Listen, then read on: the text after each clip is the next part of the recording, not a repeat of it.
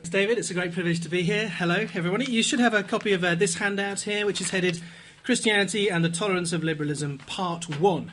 And on the back of that, something in very small print for those of you who have binoculars. I'm going to make you work quite hard, and we won't be going all the way through till 7 o'clock. There'll be plenty of time for questions. You can interrupt me if there's something you particularly want me to clarify there and then, but I will pause every now and again for you to ask questions as well in a sort of set time as well. So plenty of time for interaction on this. Well, culture and society are turning away from the stable foundations of the Christian faith, which have so long underpinned Western civilization. Technological innovation and scientific advance both seem to undermine the claims of the Bible about the creation of the earth and the need for faith in the God it presents. Meanwhile, in the church, those who accommodate their teaching to the more rational mindset of modern man and take note of the apparently assured results of modern critical scholarship are becoming more prominent. In some ways, their message sounds familiar, couched in the ancient and hallowed terminology of Christian creeds and confessions. And yet the theological realities described by these old forms of words are intentionally being reinterpreted and subtly altered so as to be more acceptable to modern people. In theological colleges, the new liberal methods and conclusions are gaining ground. Only the occasional beacon of light shines out as a witness to the old path of scholarly engagement and the defence of biblical orthodoxy. Even the most well-known and influential Reformed evangelical theological colleges are now under attack from prominent people within the denomination. They could be next to fall at the hands of the politically savvy revisionists. The way that the denomination handles money and mission is causing unease amongst conservatives, who are forced to question how they have allowed such theologically left-wing elements to gain control when their foundational documents and official pronouncements and the constitution of the church all appear to be conservative. Proposed covenants of union and mergers with other denominations unsettle many, as evangelicals disagree amongst themselves over the best strategy to adopt against liberal encroachment. On the conservative side, there are feisty, powerful and influential figures with money and numbers on their side who are prepared to take a stand. But they seem to have alienated more moderately conservative, middle-of-the-road people who are disinclined to engage in controversy when the re-evangelization of a once great Christian nation should be our most pressing concern. On the right, there is talk of walking away to form new alliances and structures, perhaps even with those beyond the denomination.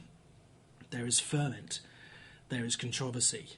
There are strongly held opinions on both sides of the ecclesiastical fence, while those in the middle are uncertain of the future.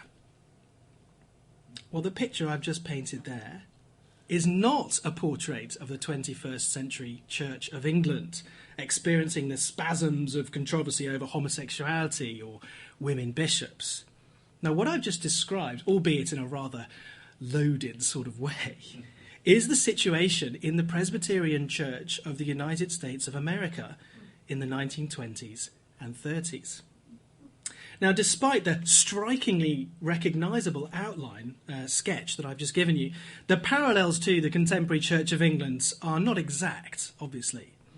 The moral, spiritual and ecclesiastical contexts are more than sufficiently different to warrant great caution before church society or Anglican mainstream, reform or fulcrum or affirming Catholicism start drawing out lessons for today's church politics from that era.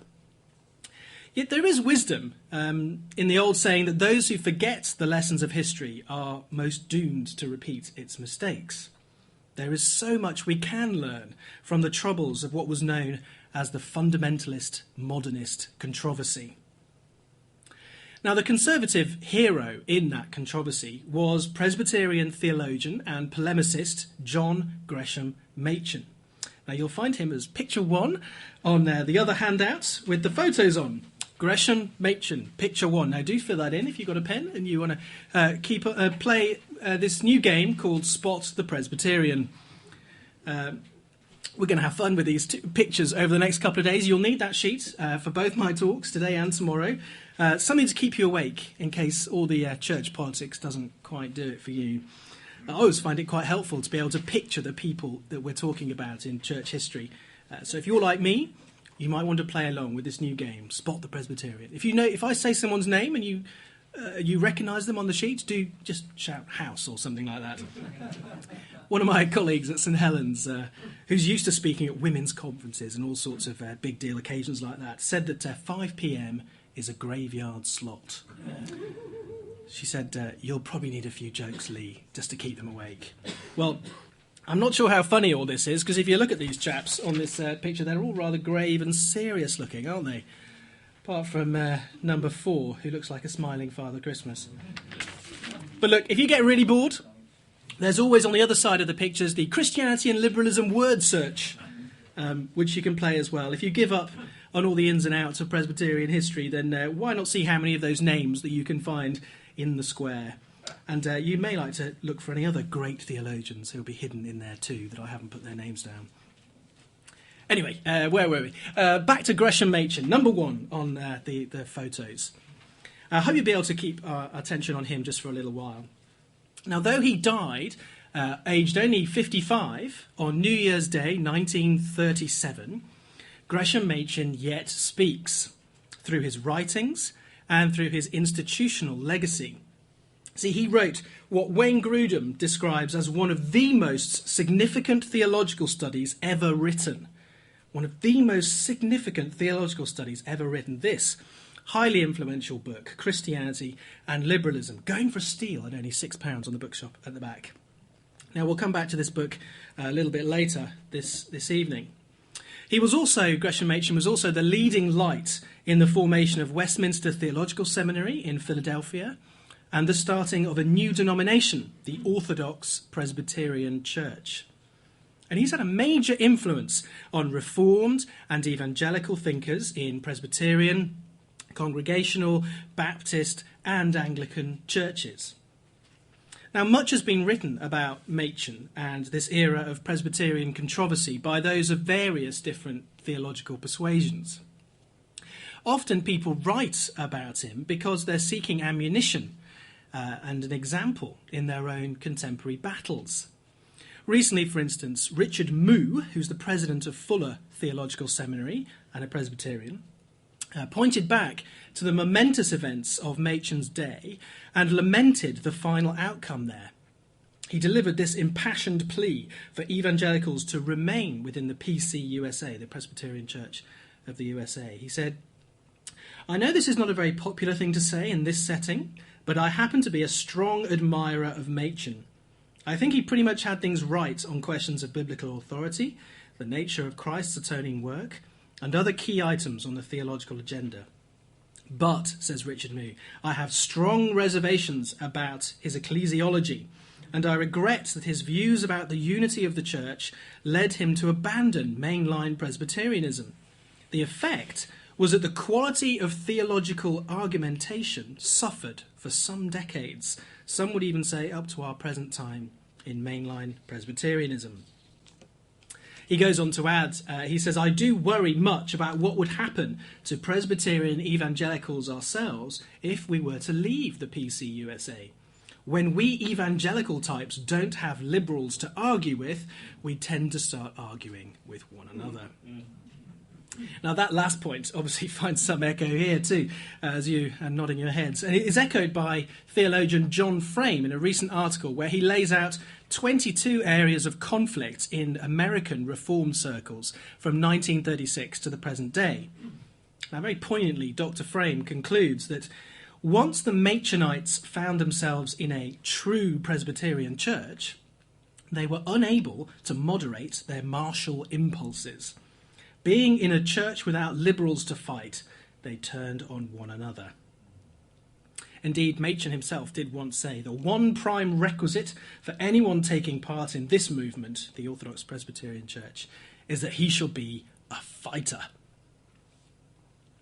Now, the denomination of which Machen is the founding father, the OPC, or Orthodox Presbyterian Church, or as it's often jokingly called, the only pure church, the OPC, continues to link its identity strongly to these events of the 1920s and 30s. And in its literature, official literature, it says that these days are instructive for those who face similar situations in mixed denominations dominated by liberals. Does that sound familiar?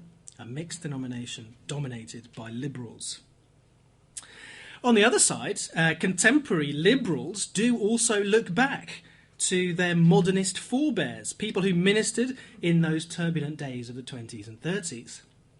The classic liberal statement from the time, the Auburn Affirmation, on which more later, was resolutely opposed by Machen and others because of its liberal tendencies. No wonder then that this affirmation is spoken of today rather more approvingly by modern liberals, such as a group within the PCUSA today, which is called Auburn Spirit. They seek to strengthen the liberal tendencies of their denomination in order to secure the full inclusion in the church of unrepentant gay, lesbian, and bisexual people. Now, evidently, just from that brief survey of how this controversy is looked at, there's much in the history of the Presbyterian controversy to fight over, even now. The history of those times and what lessons can be gleaned from them is a very live issue. Now, we've got to be careful, of course, not to let our modern church battles distort our understanding of what happened in the past. But our current situation, where liberals and conservatives are battling it out in the Church of England, can also give us, I think, a certain amount of empathy with these men of the past. It also gives us a sense of the importance of these events and a reason to listen and examine the outcome of their strategies. So what we're going to do in these two sessions that I've been given today and tomorrow is examine the Presbyterian controversy. We're going to try to better appreciate the theological, ecclesiastical and cultural context in which Machen and others were operating. Now, while recognising some major differences in context, much of this is going to sound eerily familiar to us Anglicans today. To some extent, traditionalists in many mainline denominations are currently reaping the fruit of a failure to listen carefully enough to what Machen had to say about liberalism and its damaging effects. Yet, and we must remember this too, the trajectory and the manner of Machen's own approach also warn us against certain destructive tendencies on our own side as well. We shouldn't just think that Machen got it all right. Even while we can acknowledge his theological brilliance, we may also need to be wary of an uncritical appropriation or imitation of his political tactics. So I hope that's whetted your appetite a little bit for what we're going to be speaking about over the next couple of days. There's a lot we can learn from church history to help us in our current battles. So how am I going to split this all up? Well, today we're going to look at the Presbyterian Church in the USA and get a feel for what was going on, the general situation in the 20s and 30s. Now, many of you probably know an awful lot more about that period of history and about the Presbyterian churches in America than I do. But telling the story again will help us get clear about what the issues were and in what ways they're similar or dissimilar to what we face today.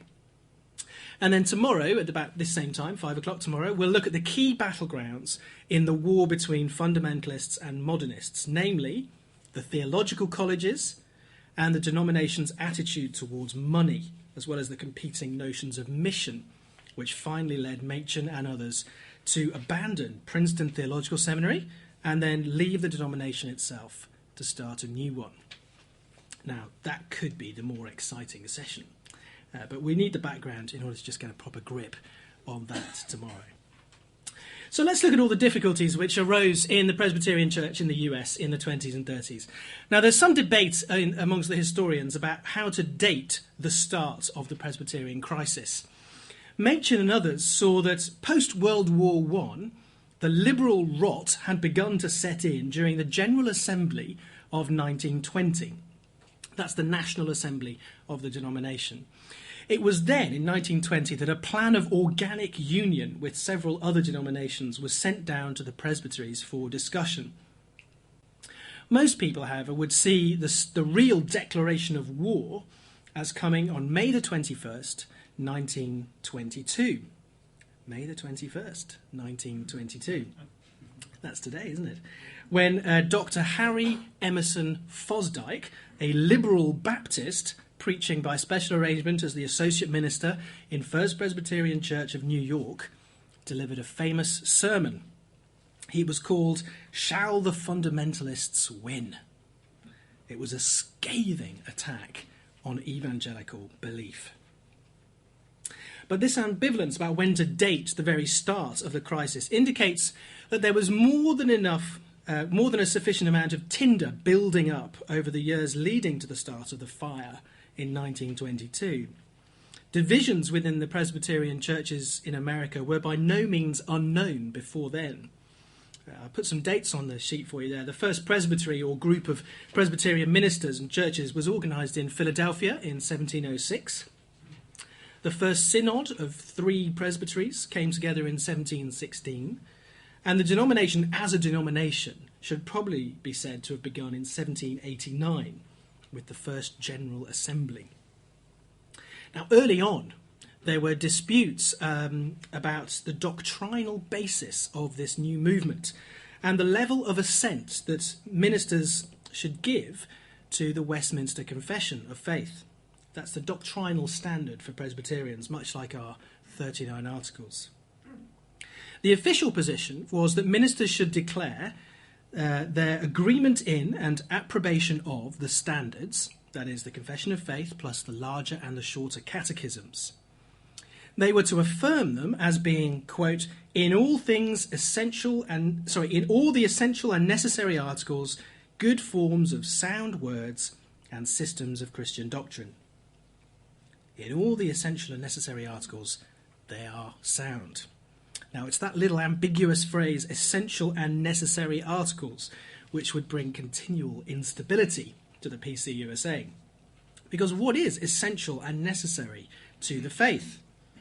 Later on, they added some clarifications so that ordinands had to declare their belief in the Scriptures as the only word of God, the only infallible rule of faith and practice.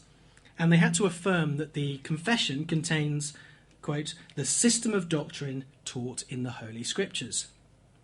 But even that would not prove sufficient to stop vigorous debate. There were disagreements during the Great Awakening, which led to a rupture in the new church in 1741 between New Side revivalists, keen to emphasise the experiential aspects of religion, and the Old Side, men who were usually from the more Scots, Irish, churchly contingent, and condemned these revivalist experiential types as graceless and unconverted. Oh no, it was the other way around. The experiential revivalists thought that the Old Side were graceless and unconverted because they were more into doctrine and that sort of thing. Good order and a focus on Christian experience together were admirably combined in the terms of their reunion in 1758. And even Congregationalists were invited into the new denomination in 1801. Now that was the beginning of the end, as far as some people were concerned. There was a split again along similar lines in 1837. This is what's known as the Old School, New School divide. That focused on the so-called New Divinity, which is a development of the doctrine of Jonathan Edwards, which greatly weakens the Reformed doctrine of the fall by denying the imputation of Adam's sin to his descendants. And it also centred on the new measures of Charles Finney, things like altar calls and revivalistic tactics. It was a very polarising debate within the church at that time. Now, Archibald Alexander was the first the first professor at Princeton Theological Seminary. Anyone going to say Spot? Of course, he is number 2 on Spot the Presbyterian. No? The seminary is number 2 on Spot. I'm just checking to see if you're awake, really. Number 2 is Princeton Theological Seminary, or Nassau Hall, as part of the seminary. And number 3 is Archibald Alexander, the very first professor there in 1812. Are you keeping up? Everyone up to date with Spot the Presbyterian?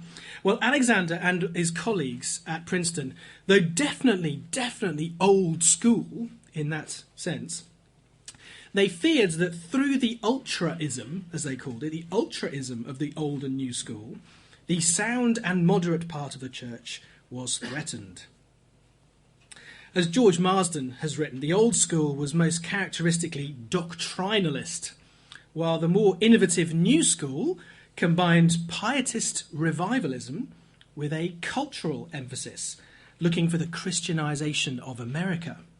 These divisions were not confined to Presbyterians, of course, although they took their clearest shape amongst them.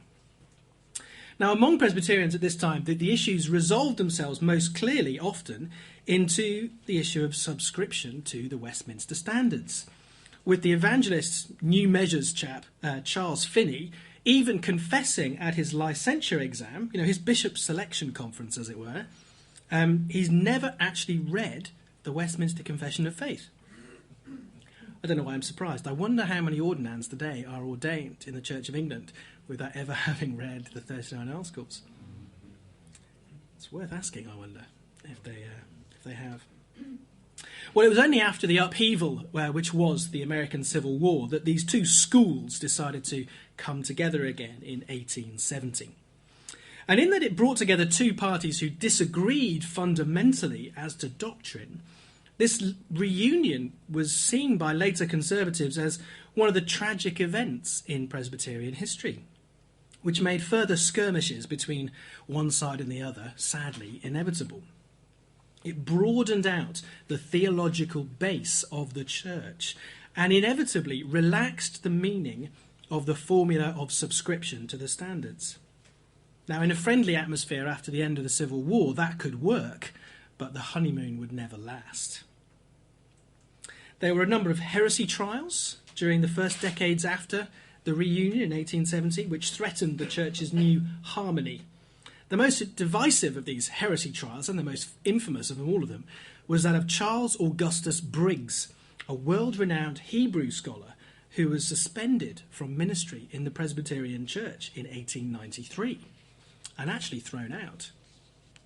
Now, he was suspended for denying the inerrancy of Scripture, for propagating various higher critical theories, in other words, that Moses didn't write the Pentateuch and Isaiah didn't write Isaiah, and also for teaching, and this is a little bit odd, he taught that sanctification continues progressively after death. For a Protestant, that's rather odd, isn't it? Now, these new divisions over the higher critical scholarship were emanating from the German universities. So a lot of this division was not along exactly the same lines as old school, new school. Briggs himself was from old school stock, surprisingly, but they were equally acrimonious debates. Incidentally, when Briggs was thrown out of the PCUSA, he did, of course, become an Anglican. Yeah, sorry about that. There were pleas for the church after such divisive heresy trials to put aside these bitter disputes for the sake of unity and mission as a pragmatic, moderating influence in the midst of doctrinal conflict that's going to resurface later in the story. Nevertheless, there's an old school impulse evident in the increasing willingness of the church, even with all these heresy trials going on, to define more carefully what these essential and necessary articles of the faith actually are. So this is a good thing. The issues eventually clustered around 5 propositions or fundamental beliefs, and that's the word that's used, fundamentals.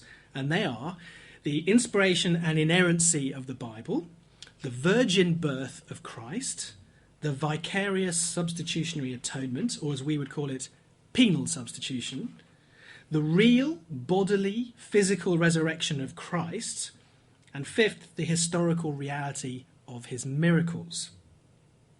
If ministers change their belief on these points, said the Portland Deliverance of 1892, Christian honour demands that they should withdraw from our ministry.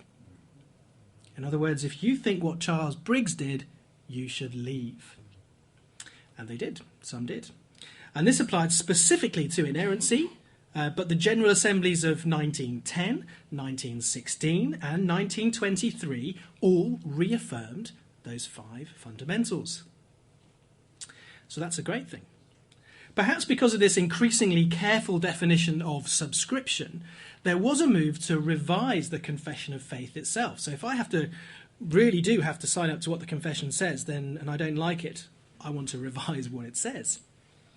Now, this was successfully resisted, and proposed constitutional amendments were narrowly defeated in 1893, although the revisionists continued to push for changes. B.B. Warfield at Princeton played a leading role in attempts to challenge alterations to the Confession. B.B. Warfield, of course, is number 4. Thank you very much. The bushy bearded gentleman in number 4. Excellent. He does look a bit like Santa Claus, doesn't he? It's not just me. Okay. Well, despite Warfield's best efforts, and he's a great scholar and well involved in all these debates, despite his best efforts, in 1903, various constitutional amendments were made to the official doctrine of the Confession, and new sections were added. In some respects, these changes were welcomed, even by conservatives, although never by Warfield. And it's possible to claim that, quote, basic theological conservatism controlled the Church's councils at this point. The new confession, however, in 1903 allowed the Cumberland Presbyterian Church, an Arminian and more liberal denomination, to reunite with the mainline denomination, bringing in over 1,000 new ministers to the PCUSA. And obviously that strengthened modernist liberal tendencies within the denomination. Now, so far, all these splits and things in American Presbyterianism had, after a period of walking apart, been healed, all except the abiding disunity of the northern and southern branches of the church, which had gone their separate ways during the Civil War. But the interesting thing to note is that this unifying tendency, this coming together, increased just as the activities of the church itself were dramatically expanding, and theological views were becoming more and more diverse. So denominational bureaucrats could see, looking at the situation, that the only way to keep the show on the road was, you guessed it, the old ploy: you centralise the administration and decentralise or downplay theology, so you can maintain unity for the sake of mission. Now, the onslaught of secularism in Western society at this point forced many churches to do that. They went looking for co-belligerents in the struggle to make Christ known to an increasingly disinterested world and bring Christian ethics and behaviour to what seemed like them a morally corrupt generation. It's no surprise then that missionary-minded men like Robert E. Speer, photo number 15, Robert Speer, S-P-E-E-R, Robert E. Speer, number 15. Sorry, he's come out a bit blotchy, hasn't he, on this? That's actually completely my fault. It's badly scanned in. It's not a disease he caught on the mission field or anything like that. Men like Robert Speer founded organisations like the Federal Council of Churches of Christ in 1908 to promote ecumenical cooperation, and Christian statesmen like William Jennings Bryan supported them. Brilliant. Steve Walton. Give that man a jockey bar.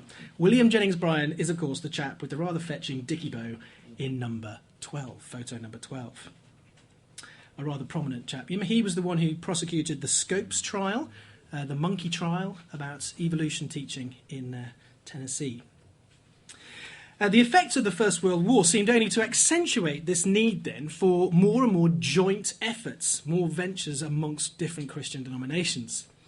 And it was one such ecumenical endeavour which heated up the Presbyterian Church after a period of calm following the revision of the Confession.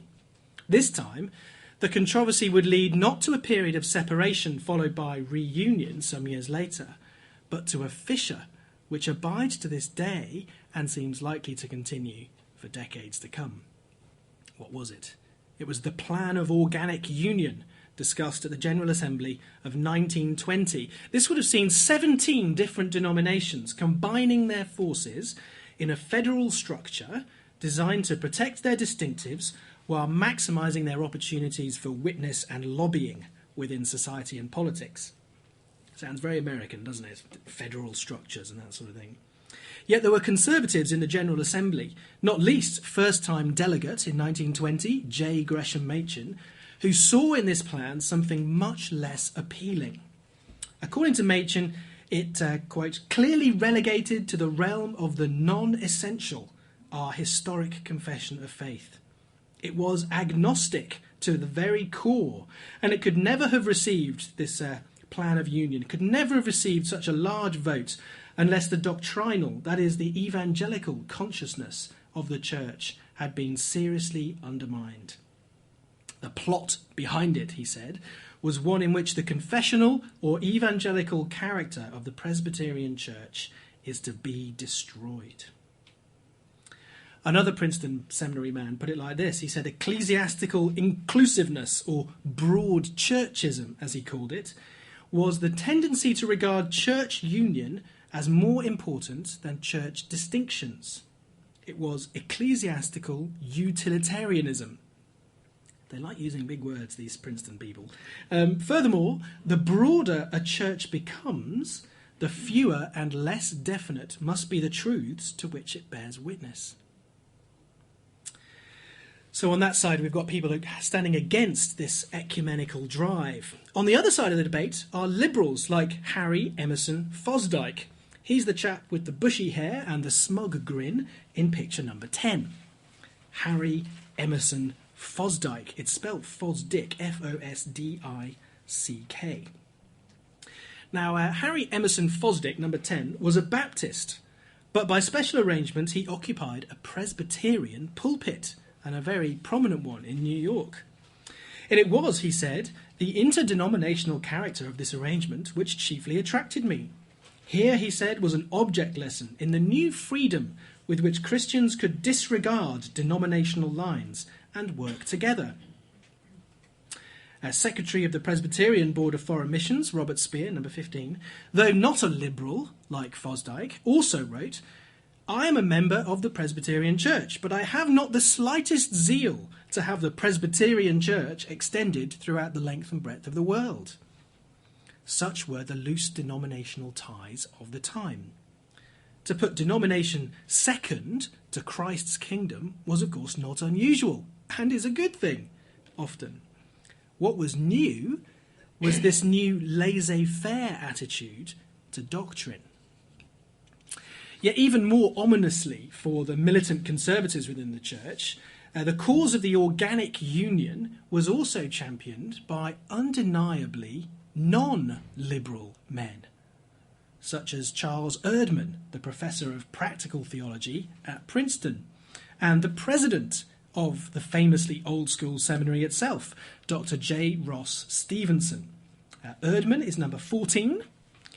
No one spotted him? Anyone can have a guess? Which one is J.R. Stevenson? Number 13. So Erdman is 14, Stevenson is 13, and we'll come back to them tomorrow. Key players in Princeton who, although they're not liberal themselves, otherwise they'd never have got into Princeton at this point to lead it, they championed the cause of these ecumenical movements. Faculty friction, then, was inevitable, and was to increase over the years at the heart of the conservative establishment until old Princeton itself was finally pronounced dead, lost to the evangelical cause. So there you go, there's a very brief overview of the whole of the history of the PCUSA from 1706 to 1922. Okay, good, all right, well, we've still got a bit of time. Let's look at the next bit, which I think I've called a three-sided tug of war, which is an interesting picture. Having surveyed this background to the Presbyterian Church, we're now in a position to look more deeply at the crisis. Previous divisions in the denomination had generally been remembered from a distance as two-sided affairs. So as I put on the handout there, old side, new side, old school, new school, Calvinist, Arminian. In Bradley Longfield's seminal study of this controversy of the 20s and 30s, he divides the combatants into three categories. So you see, it's called here the Presbyterian controversy: fundamentalists, modernists, and moderates. Three groups. Another historian, R.B. Kuyper, makes a similar classification. The church, he says, was now, in 1924, divided into three parties. The modernists, on the one hand, that's what we call liberals. The conservatives, on the other. And between them, the middle-of-the-roaders, or indifferentists. Indifferentists. The last named party was by far the most numerous. He does go on to then say, and the most despicable, but that shows you where he's coming from. Now this would be, I think, seems to be the most historically useful and accurate picture of the state of affairs, but it's by no means the only way of looking at it. Interestingly, Fosdike, number 10, was a key player in the events themselves, and he also divides the parties in the fight into three. But he puts it this way. It's very interesting to see how people divide the world. He says there are three groups: fundamentalists, evangelical liberals, and left-wing radicals. You see where he's placed himself? Firmly in the middle category, assailed by fundamentalists on one side and urged on to more radical liberalism by the left. Naturally, he heroically resisted both for the sake of true Christianity, so he tells us in his autobiography. By implication, of course, his way of splitting things up with fundamentalists, evangelical liberals, and left-wing radicals puts everybody of a slightly more conservative bent than him into that derogatory category of fundamentalist. Now, isn't that a very useful tactic? To label all your opponents over there fundamentalist. Not that anyone would do such a thing today. Now, not all of Fosdike's opponents would have accepted such a label, and it's hardly descriptive of such a large and diverse swathe of the church.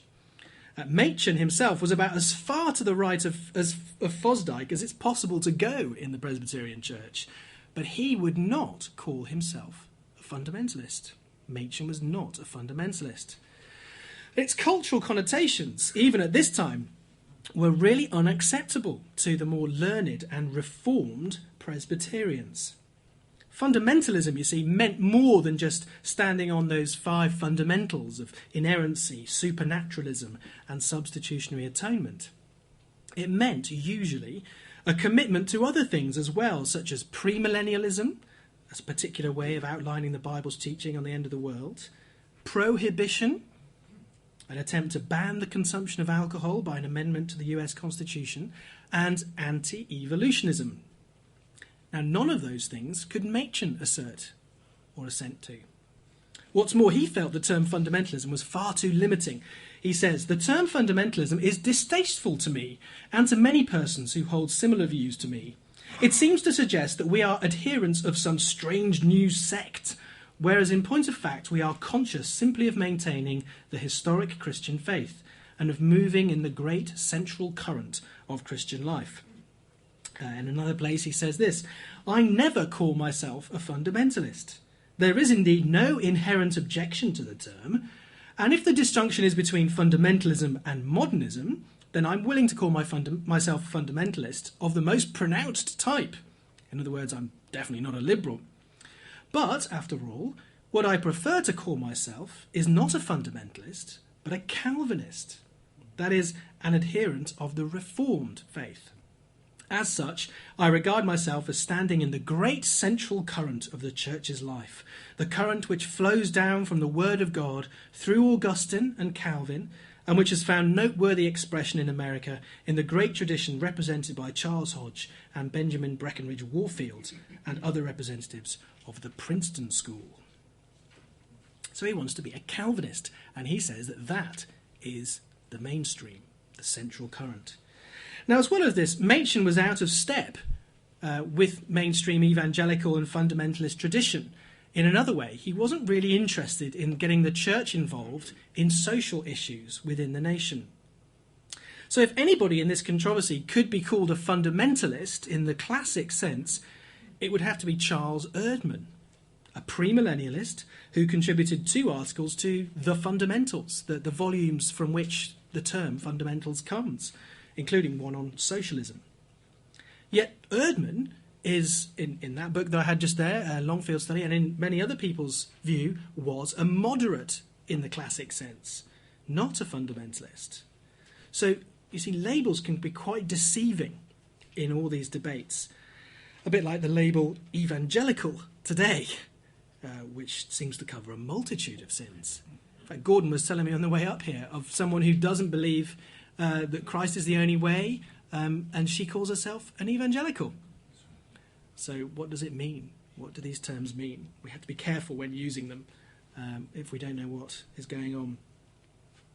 Now, many of Machen's followers, on the other hand, had not a threefold way of dividing up the world, but just a twofold way of doing it. One was either a modernist or a conservative, or as the infamous 1923 book has it, the title of our conference, in fact, the choice is simply between Christianity and liberalism. It's a great title for a book, isn't it? Because the title says it all. Christianity and liberalism, they're two different things, two different religions. There is no mediating halfway house or moderate position. That's what it's saying. Now, Machen's very careful in here to say that a liberal person might well be a Christian. But, he adds, one thing is perfectly plain. Whether or no liberals are Christians, it is at any rate perfectly clear that liberalism is not Christianity. So, although he could accept liberal men might be saved, only God knows their hearts for sure, he could not accept them as ministers in the church, because what they would be propagating was not, to his mind, Christianity. And it was certainly, even if you could think it might be Christianity, it was certainly not the Reformed faith of the Westminster Confession that they were supposed to be upholding and had subscribed to. Such was clear in Machen's own thoughts, and must, he insisted, be made clear to everybody. So when his own theological college comes under attack from so-called moderate conservatives who claim to believe the fundamental doctrines of the faith, but want to compromise with the liberals a bit as well, Machen wrote this. He said, now this is key for the whole debate. Machen says this: "Let no one deceive himself into thinking that although Princeton relinquishes the entirety of the Reformed faith, it's going to stop in the mediating position represented by some advocates of the present proposed change. No, the lesson of experience in these matters is only too plain. Such movements do not stop halfway. The institutions that have drifted away from the Christian faith have begun not with definite modernism, liberalism, but with just such doctrinal indifferentism, just such ignoring of the real seriousness of the issue. We do not need, therefore, to discuss the personal views of the men who are engaged in the attack, for although they may not be modernists themselves, the inevitable result of their policy will be to make Princeton a modernist institution in a very few years." You see what he's saying? There were then some who claimed to be moderate without being modernist. They were tolerant, but they weren't liberals. Yet Machen's saying that for all intents and purposes, the effect of their policies will be to introduce modernism. So effectively, they're practical liberals, because, he said, the logical implications of any way of thinking are sooner or later going to be worked out. So this two-sided way of doing things, this black and white way of splitting things up, prevailed among others on Machen's side of the argument. To tolerate modernism is modernism, they said. So their ultimate conclusion is that to be inextricably bound up with unbelief by staying in a denomination full of liberals, well, that is just to be yoked with unbelief, and hence sinful. Therefore, it was a matter of choosing sides, they said. Come out from among them, and be ye separate, they said, echoing Paul's language in 2 Corinthians 6. And that's logical, isn't it? That's the logic of Machen's militant conservative position, which sooner or later did work itself out in secession. He and others like him left the denomination to start a new one. Now, there's an awful lot we can learn from what Machen said, his analysis of the underlying situation. But we should note, before we do that the cogency of his position has been challenged by critics both within Presbyterianism and without. So here's what one Presbyterian historian writes. The argument of Dr. Machen's book was partly vitiated by the fallacy of the undistributed middle. I think that's a Ponzi way of saying there's no middle way. This book, as well as many of Machen's public utterances and other writings, describes liberalism in terms of its most radical implications, and then, by implication at least, includes in this classification all those who differed from traditional orthodoxy, even on subordinate points. It is no wonder that avowed liberals regard this picture of liberalism as a gross caricature. And then there's our own James Barr, a harsh critic of fundamentalism, who agrees with that Presbyterian assessment. So here's James Barr speaking about things like UCCF and the Church Society, who adds rather sarcastically, it is a psychological necessity for membership in the fundamentalist organisations, like Church Society, that one should be convinced that everyone outside is completely liberal in theology, or at least that they have no stable defences against the adoption of a totally liberal position. Dr. Lurcher, that's the historian I read just now, need not have been surprised by all this, for it is nothing peculiar to Gresham Machen. On the contrary, the same procedure is entirely normal in all conservative evangelical and fundamentalist circles. Now, we should pause at this point just to reflect that there might actually be something in that argument. Machen, he felt the force of the liberal arguments himself while he was in Germany and almost became a liberal. After he came back from Germany and realised that that was wrong, he became a bit like a converted smoker in the zealous opposition to what he was formerly attracted by. Now, such zeal is not always based on knowledge or sober judgment, is it? Then again, this argument works both ways. Liberals were, and still are, capable of splitting the world into two, for those who are for them and those who are against them. Fosdike, who, as we've said, later used a threefold classification, said in 1924, today there are two parties in the church. They are active now, and every day their consciousness of difference becomes sharp and clear. The crux of their conflict lies in this. One party thinks the essence of Christianity is its original mental frameworks. The other party is convinced that the essence of Christianity is its abiding experiences. Two sides. So in that he acknowledges a gradual sharpening of the lines over the course of the controversy, Fosdike might well be more sensitive to the ebb and flow and the possibilities of the debate. But he's no less clear-cut than Machen, who saw the divisions as they would work themselves out over the years. Now, why have I gone into this? Why is there this ambivalence in the literature about whether there are three sides or two sides to the argument? I think because it's important that we make a distinction between theological and political conservatives. We need to make a distinction there between theological and political conservatives. When I say political, I mean ecclesiastical politics. The key thing to note here is that there are many theological conservatives who believe in the virgin birth and Christ's miracles and all the other fundamentals, who allied themselves in ecclesiastical politics with theological liberals.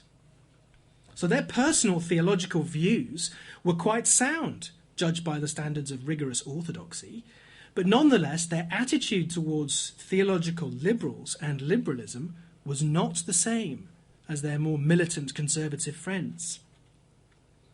We can see that summed up quite nicely in the moderate conservative reaction to Machen's book, Christianity and Liberalism. His biographer, Ned Stonehouse, quotes a passage from Machen where he narrates the responses of his fellow lecturers at Princeton to the book. And of the president of the seminary, Stevenson, he says this. Machen writes, Dr. Stevenson wrote me a long letter with praise of my book, but expressed the view that we should not stir up trouble by cutting the liberals out of the church, but we should let them remain in the church and try to win them! Exclamation mark. Now, what Machen thought of that strategy can be inferred from the exasperated exclamation mark at the end of the sentence. He viewed See, hence, viewed theologically, there are two sides to the argument. Viewed theologically, two sides, liberal and conservative. And viewed politically, there are two sides, liberal and conservative. But since political liberals might actually be theological conservatives, because the two categories of politics and theology don't always overlap, there is a third party in the middle here, those who are theologically conservative themselves, but moderate or tolerant or indifferent, would be Machen's word, towards the liberalism of others. Thus, we see that the liberal political cause was eventually achieved with the support of theological conservatives. Conservatives who became more militant claimed that this was because their fellow conservatives were cowed by liberal propaganda. As one writes, they suddenly became timid when they were accused of intolerance or narrow-mindedness. All their resistance and discernment and even moral standards melted away. Now, there might have been a certain naivety or ignorance about what liberalism actually stood for, I suppose. So people maybe didn't really think it was as bad as it was, or surely my old buddies from theological college aren't saying that? Outrageous things like that? They can't mean it. Perhaps, too, there was an abhorrence at this time of militancy, especially in the aftermath of World War I, so that martial impulses were chastened and militancy of any kind was frowned upon. But we should have none of those same excuses today, should we? 80 years later. And yet I think we have seen something of this same phenomenon in the Church of England today. Why else do they say that one way to stop a man from being a real evangelical is to make him a bishop? Why else have there been so many great theological colleges in the past that have now stopped producing ministers with firmly evangelical convictions as a matter of course? Why else do we see certain church leaders cozying up to liberal scholars and churchmen one day and then laying into their conservative evangelical colleagues the next with such vigour and barely disguised loathing? Now, I'm pretty young, but do correct me if I'm wrong. Isn't this all because Machen was right? Isn't it because a liberal evangelical is really an evangelical who is moving away from being an evangelical? See, the important thing to notice in all this is that for Machen, the title of the book is actually deceiving. For Machen, it's not about Christianity versus liberalism. That would be a superficial reading of it. There is an extra layer of subtlety that we often miss in reading this book. It's not about Christianity versus liberalism, it's about Christianity and the tolerance of liberalism. See, what caused him and others to leave the PCUSA was not so much the liberals as the moderates.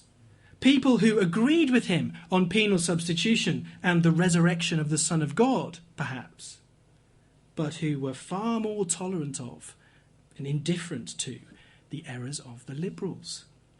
That, ultimately, was the biggest problem in the whole Presbyterian controversy.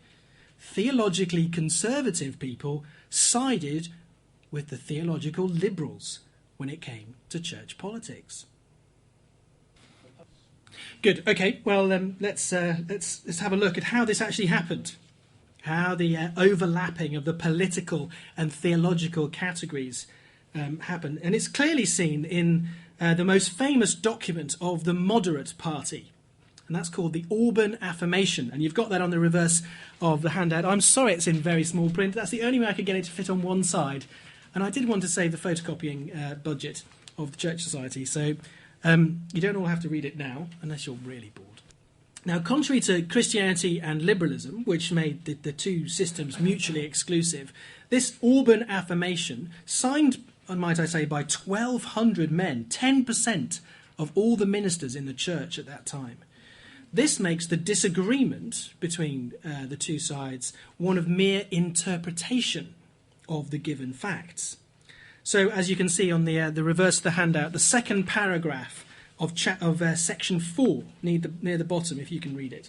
The second paragraph of section 4 says this: The General Assembly, which is trying to enforce the 5 fundamentals, is attempting to commit the church, our church, to certain theories, note the word, concerning the inspiration of the Bible and the incarnation, the atonement, the resurrection, and the continuing life and supernatural power of the Lord Jesus Christ. We all hold most earnestly to these great facts and doctrines. We all believe from our hearts that the writers of the Bible were inspired of God, that Jesus Christ was made God manifest in the flesh, that God was in Christ reconciling the world unto himself, and through him we have our redemption, that having died for our sins he rose from the dead and is our ever-living Saviour, that in his earthly ministry he wrought many mighty works, and by his vicarious death and unfailing presence he is able to save to the uttermost. These are the great facts of the faith. The Auburn affirmation, however, continues. Some of us, signing this, regard the particular theories contained in the deliverance of the General Assembly of 1923, that's the 5 fundamentals, inerrancy, virgin birth, Christ's miracles, penal substitution, and bodily resurrection. We regard these as satisfactory explanations of these facts and doctrines. But we are united in believing that these are not the only theories allowed by the Scriptures and our standards as explanations of these facts and doctrines of our religion, and that all who hold to these facts and doctrines, whatever theories they may employ to explain them, are worthy of all confidence and fellowship. So you see, it all comes down to your interpretation. So if you want to interpret the virgin birth as literally true, that's fine. But if you want to say that the Virgin Mary wasn't really a virgin, that she slept with Joseph and was naughty before they got married, but that's okay because God was involved in it too, same fact, different interpretation, that's fine. That's what they're saying. It's great language. It sounds like Christian orthodoxy when you read it. But then you unpick it, and that's what they're saying, that you can have 2 different interpretations of the virgin birth or of the resurrection. Didn't Paul say something about that? A different interpretation of the resurrection. Now, such differences of interpretation were, these Auburn affirmationists said, not only permissible, but an inevitability in a denomination which includes both old school and new school. It all goes back for them to subscription, to the confession. Since at least 1870, and the affirmation claims to find such a policy of mutual forbearance in the foundational documents of 1729 and 1788, there was a scope for differing views on questions of subscription and interpretation of the Westminster Confession. There are always going to be differing views on this or that. Hence, when they comment on the merger of the PCUSA with an Arminian denomination that I mentioned earlier, the Cumberland Presbyterian Church, in 1906, the affirmation says, and it's 5th paragraph from the top if you're following it, when we merged with this Arminian denomination, thus did our church once more exemplify its historic policy of accepting theological differences within its bounds and subordinating them to recognized loyalty to Jesus Christ and working united work for his kingdom of God, for the kingdom of God. Now you see, it's important to note that the affirmation isn't just a liberal document. It's claiming to speak for both liberals and fundamentalists, those who considered these 5 fundamentals satisfactory explanations of the facts of Scripture.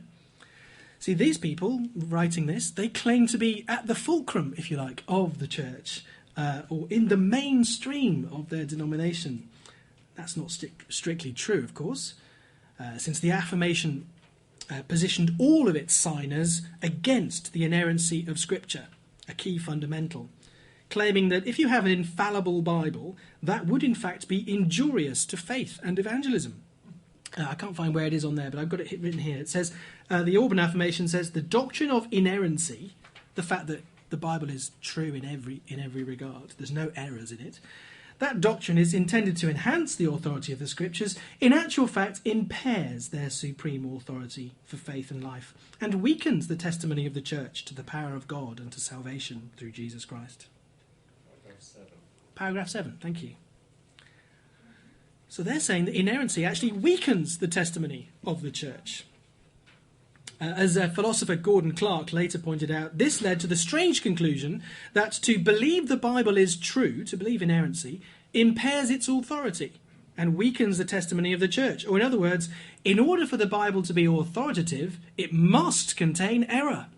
And no doubt the more erroneous it is, the more authoritative it can be.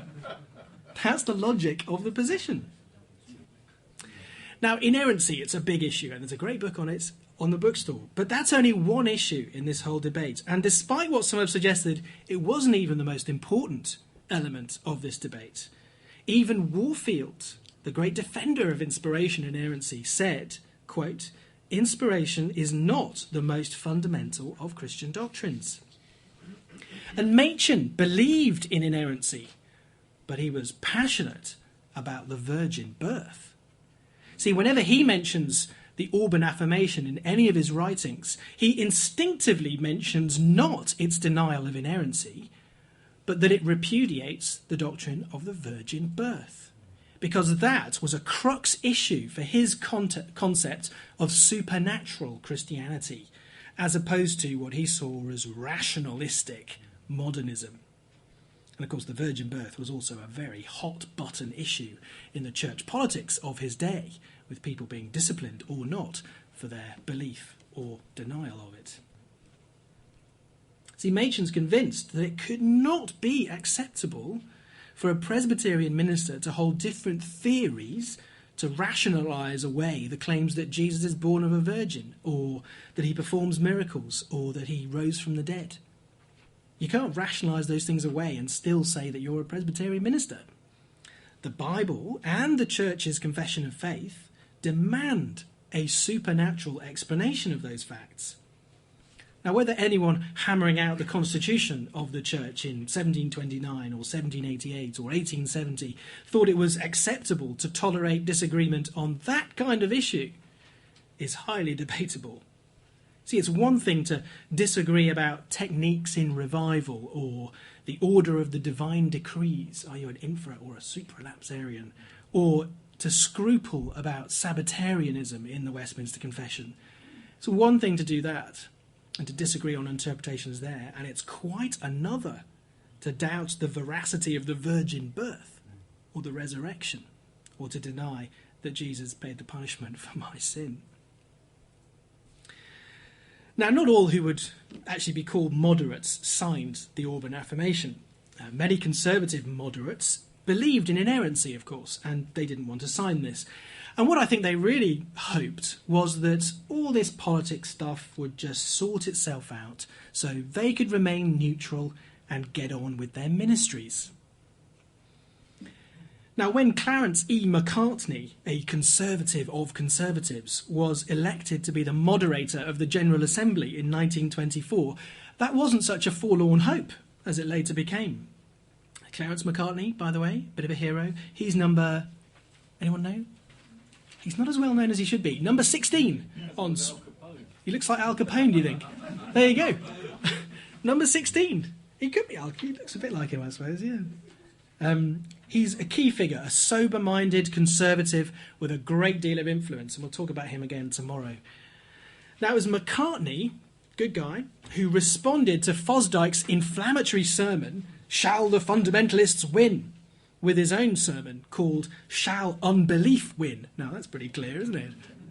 Shall unbelief win? In his reply to Macartney, he was decent and dignified, fair-minded and courteous. Those are Fosdyke's own words about his opponent. Even so, liberals like Henry Sloane Coffin, who is number 11 on Spot the Presbyterian, Henry Sloane Coffin, an arch-liberal, he looks like he should be in a coffin, doesn't he, with that sort of side-on view. It's a bizarre picture. Or a coin, yes, he could be on a coin. Henry Sloane Coffin, he thought that with Macartney as the conservative of conservative General Assembly moderator, and this Auburn affirmation coming in saying liberal, immoderate sort of things, he thought, well, only a miracle is going to save us at the 1924 General Assembly. It all looked set for a showdown in 1924, and what's going to happen?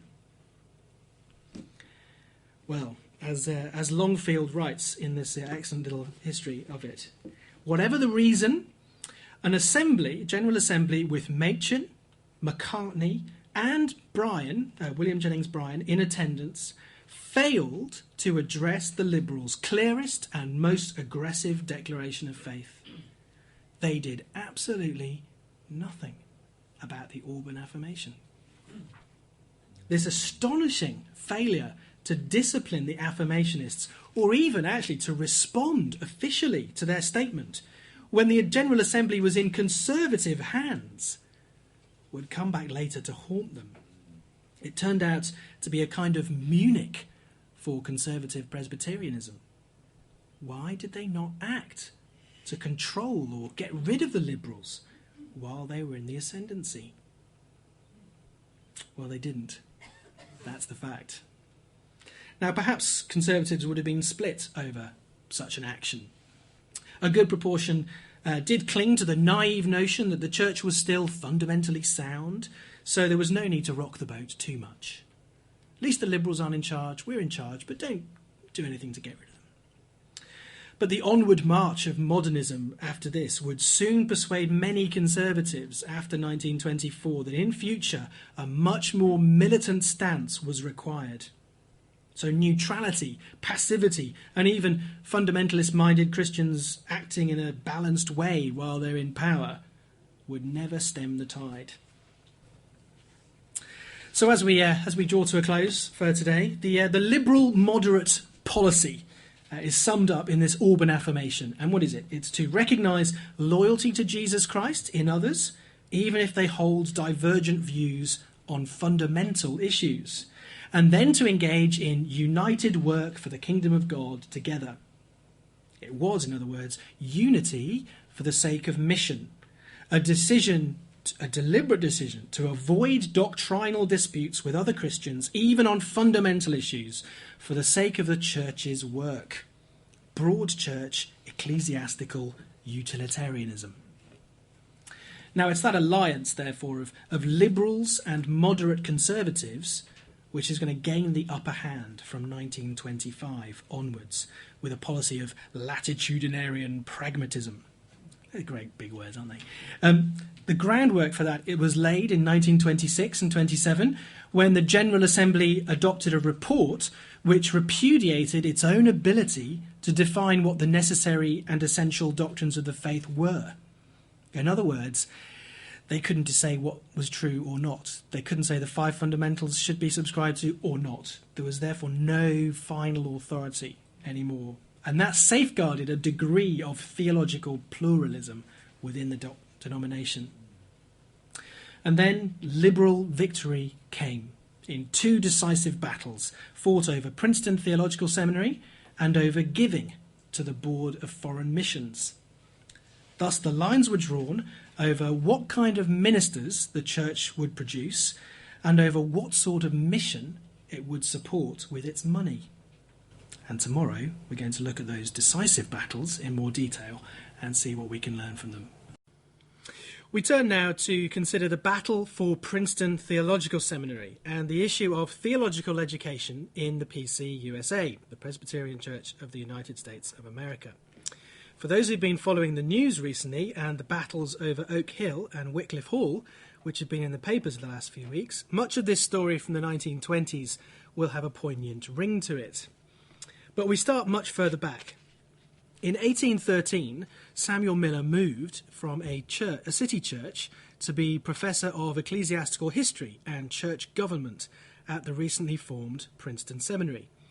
You should have a sheet labelled Spot the Presbyterian, and Samuel Miller is the balding chap with specs in picture number 5. Picture 6 is Miller Chapel at Princeton, which is named after him. Anyway, when Miller was first appointed as only the 2nd professor at the seminary, he made several resolutions. He'd had a difficult few years working alongside another man with whom he didn't always see eye to eye. And to prepare himself for his new ministry, he wrote these resolutions, which include the following.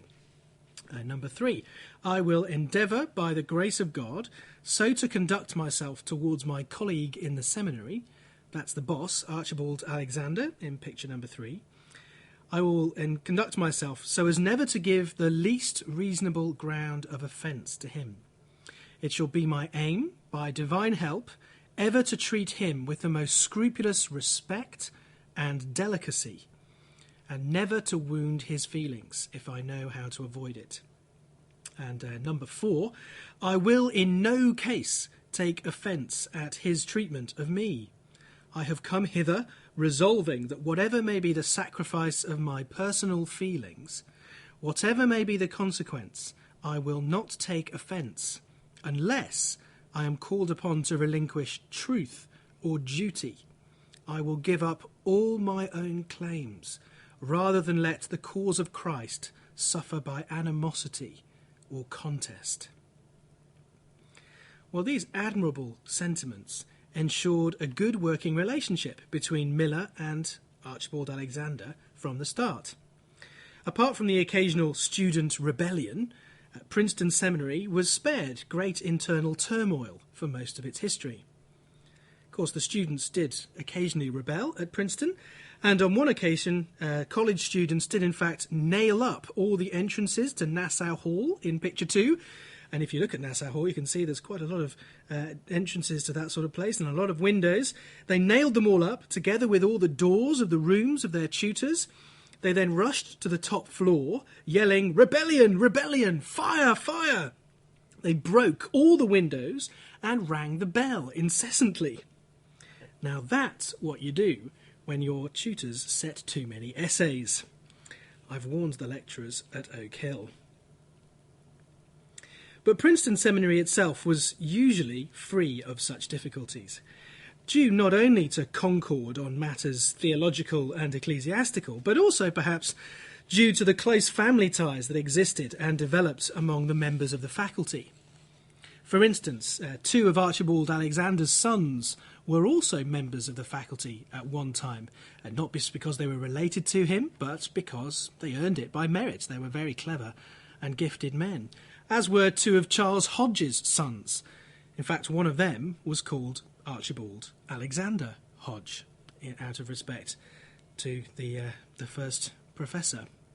Charles Hodge, by the way, is number 7 on Spot the Presbyterian, and his son A.A. Hodge, with a rather fine beard, I think, is number 8. So family ties kept the seminary a united and happy place for much of its existence.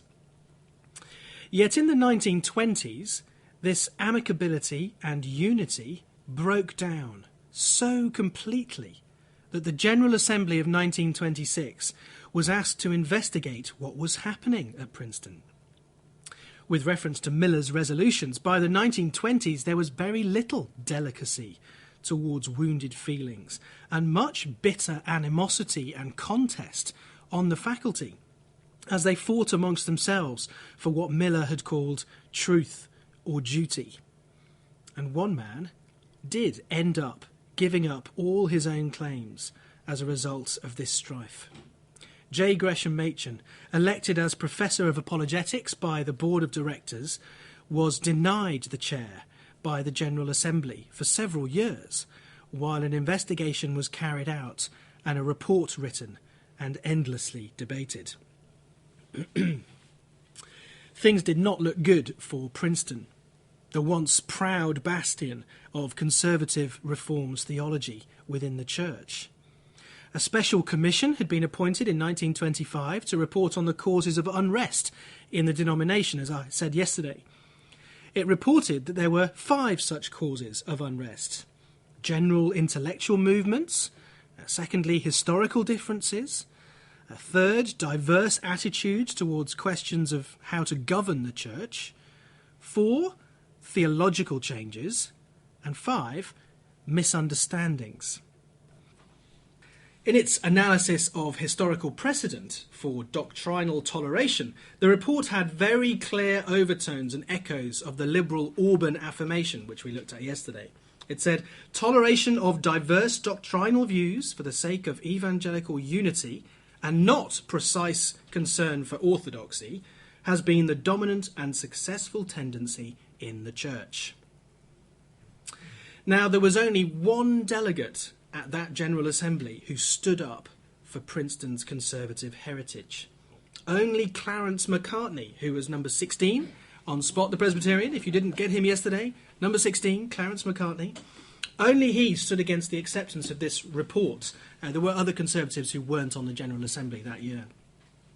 This report, in essence, nullified all the deliverances of the previous assemblies on those 5 fundamentals about what was essential and necessary to believe.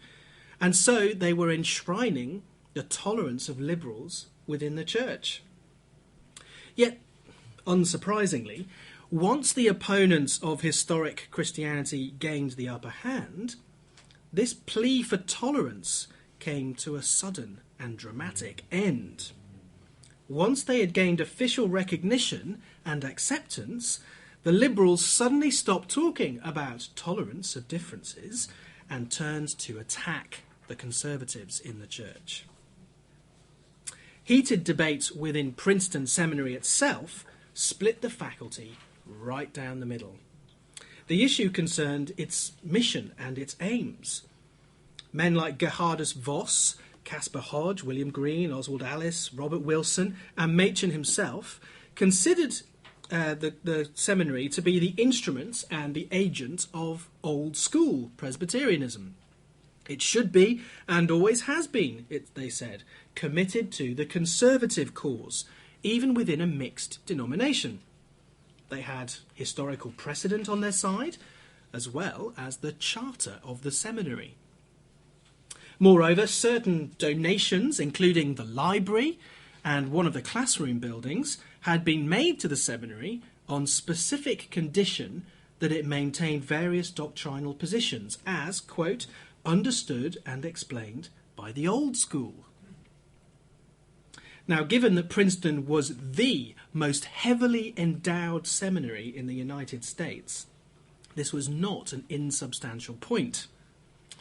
The president, J. Ross Stevenson, number 13, we should have got him yesterday, J.R. Stevenson, number 13, and a minority of the faculty with him, including Charles Erdman, number 14, they wanted to mainstream Princeton.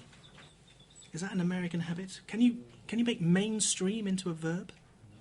No. Oh, yeah, they wanted to mainstream Princeton. Sounds very American to me.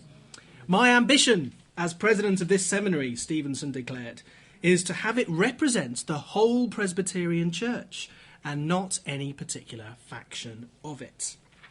Sound familiar? Yet the disagreements on the faculty were not just about whom Princeton was serving, but what they were serving them with. See, the original plan of the seminary was designed to form men for gospel ministry through, and here's the curriculum. See how this compares with what John was talking to us about this morning. Study of the original languages of Scripture, a thorough acquaintance with biblical studies and associated antiquities, geographical and other historical studies, study of the controversies of the day, study of the Westminster Confession and catechisms, study of history, especially church history, the reading of, quote, a considerable number of the best practical writers, the composition of at least 2 lectures and 4 popular sermons, the study of the duties of pastoral care, and the exercise of church government and discipline. That's a good curriculum, I think, for a theological college. But, and all this is going to sound eerily familiar to anyone who's done any theological training, by the end of the 19th century, many seminaries had dropped Hebrew as a requirement and introduced more electives, optional modules into their curriculum. Now, there were complaints from one student that, quote, seminary authorities felt that extensive Bible study in the course was unnecessary. They took the position that all who enrolled for study in the ministry were thoroughly schooled already in the Bible. This was fallacious. I, for one, was not, even though my father was a clergyman. The emphasis back in my seminary days was given to Latin, Greek, and Hebrew. Well, those were the words of Charles Erdman, number 14, who interrupted his own studies at Princeton when he realised this. He interrupted his own studies for a year, took a year off, to work with his father in order to improve his handling of the Bible in English. He didn't know his Bible well enough before going to seminary. Now, you see, there were arguments in the first few decades of the seminary's existence about whether such an institution was necessary at all. One pastor called Gardiner Spring of New York complained in 1848 that theological colleges entrusted ministerial education to mere scholars, those who know more about books than men and more of the lecture halls than the pulpit. He called for a return to the custom of apprenticeship-style training in a parish setting. That was how it had been done in the days before Princeton and the other colleges. And of course, it's a very popular mode of training today, apprenticeship-style training. So what's the point of a theological college if you can more easily get trained on the job anyway? Well, that's the debates that rumbled on in the 1840s and 1850s, with questions about whether the seminary was producing adequately trained preachers. Some said that going to theological college was detrimental rather than helpful for a preacher, for a minister. It filled his head, they said, with lots of irrelevant junk. At this point, Princeton... who's laughing? Someone who's been to theological college? Yes, okay. Yeah. At this point, Princeton clearly missed the skill and the example of those first two professors, Archibald Alexander and Samuel Miller, who drew on years of pastoral ministry and preaching experience to teach and inspire the students to be great preachers. And yet, at the same time, they were also highly accomplished theologians. Later on, after student disputes in 1903 and 1909, and over the objections of people like Warfield and others, extra-curriculum tuition was provided in the practical theology department in English Bible. They added a whole module on English Bible. They got classes in how to understand the text, Bible overview, all that sort of thing. Now, this was because, as the supervising committee reported in 1909, quote, "We have learned from recent graduates of the college, men of, say, 5 to 15 years in the ministry, who are intensely loyal to everything in Princeton, that sometimes weeks at a stretch had been consumed in lectures in certain departments upon subjects of the remotest interest to the pastor, as they strongly affirm, of no interest whatsoever, while other matters in the same department, which are very important to the pastor, had been entirely practically overlooked. It is intimated by way of explanation that this is so because professors who had themselves never been pastors had no true conception of the relative importance of different subjects to the actual work of ministry, and because, naturally enough, they assume that the more difficult parts of the work call for fuller treatment and harder study." So Erdmann, I think, was right to take a sabbatical and interrupt his own study. The real problem which faced the seminary, as Warfield and others saw it, was that the college students were coming to the seminary inadequately prepared. So in 1905, Erdmann himself was appointed for the very practical task of instructing people in English Bible. He'd been a pastor himself since 1891. Now, it's worth pausing at that point and saying that considering their wider commitments on church union and the tolerance of liberals, as we've already seen, it's very interesting to note that in the 20s and 30s, all of the moderates on the faculty at Princeton had served in pastorates, usually for quite long periods. So those who were more open to tolerate liberals were the pastor theologians, whereas only one of the faculty majority, the more conservative people on the faculty, had ever been a pastor at all. And that was more than 30 years before all of these debates. So there might be something in this implied criticism about the nature of the faculty. See, whereas in its earlier days Princeton was known for its mixture of piety and learning, the piety might well have been sidelined during controversial times. So there's a good illustration of this in the history of Princeton, written by David Calhoun, a big 2-volume thing. He points out that Alexander and Miller and Charles Hodge had all given quite spiritual, uplifting, pietistic sort of addresses at the beginning of term to the students. Whereas in 1902, The opening address was given by R.D. Wilson, who greeted the returning students with a complete comparison of the vocabularies of the Hebrew and Babylonian, compared in all important particulars with the vocabularies of the Syriac and Arabic languages. How uplifting. And it wasn't just R.D. Wilson either. Someone who listened to Machen preach in 1923 complained, "We want to hear about Christ, not about fundamentalists and modernists." Now that chap's was a liberal, of course, and no friend of Machen. But he has also been criticised by no less than John Piper, who recently, after an analysis of Machen's works and biography, he recently said this. He said, he wonders whether some ground may have been lost by Machen by fighting instead of praying. Machen, it seems, never really spoke or wrote on the subject of prayer. And he wasn't really known for his prayerful piety. Piper, I think, says that there's no mention at all of prayer in the big biography of Machen by his close friend Ned Stonehouse. Now, a mixture of pastoral experience and scholarly ability is, of course, a strength. And it should be something we aim to see in all our theological college professors. Stevenson's appointment as the professor at Princeton, as the president, was intended to keep the seminary from drifting too far from where the church was.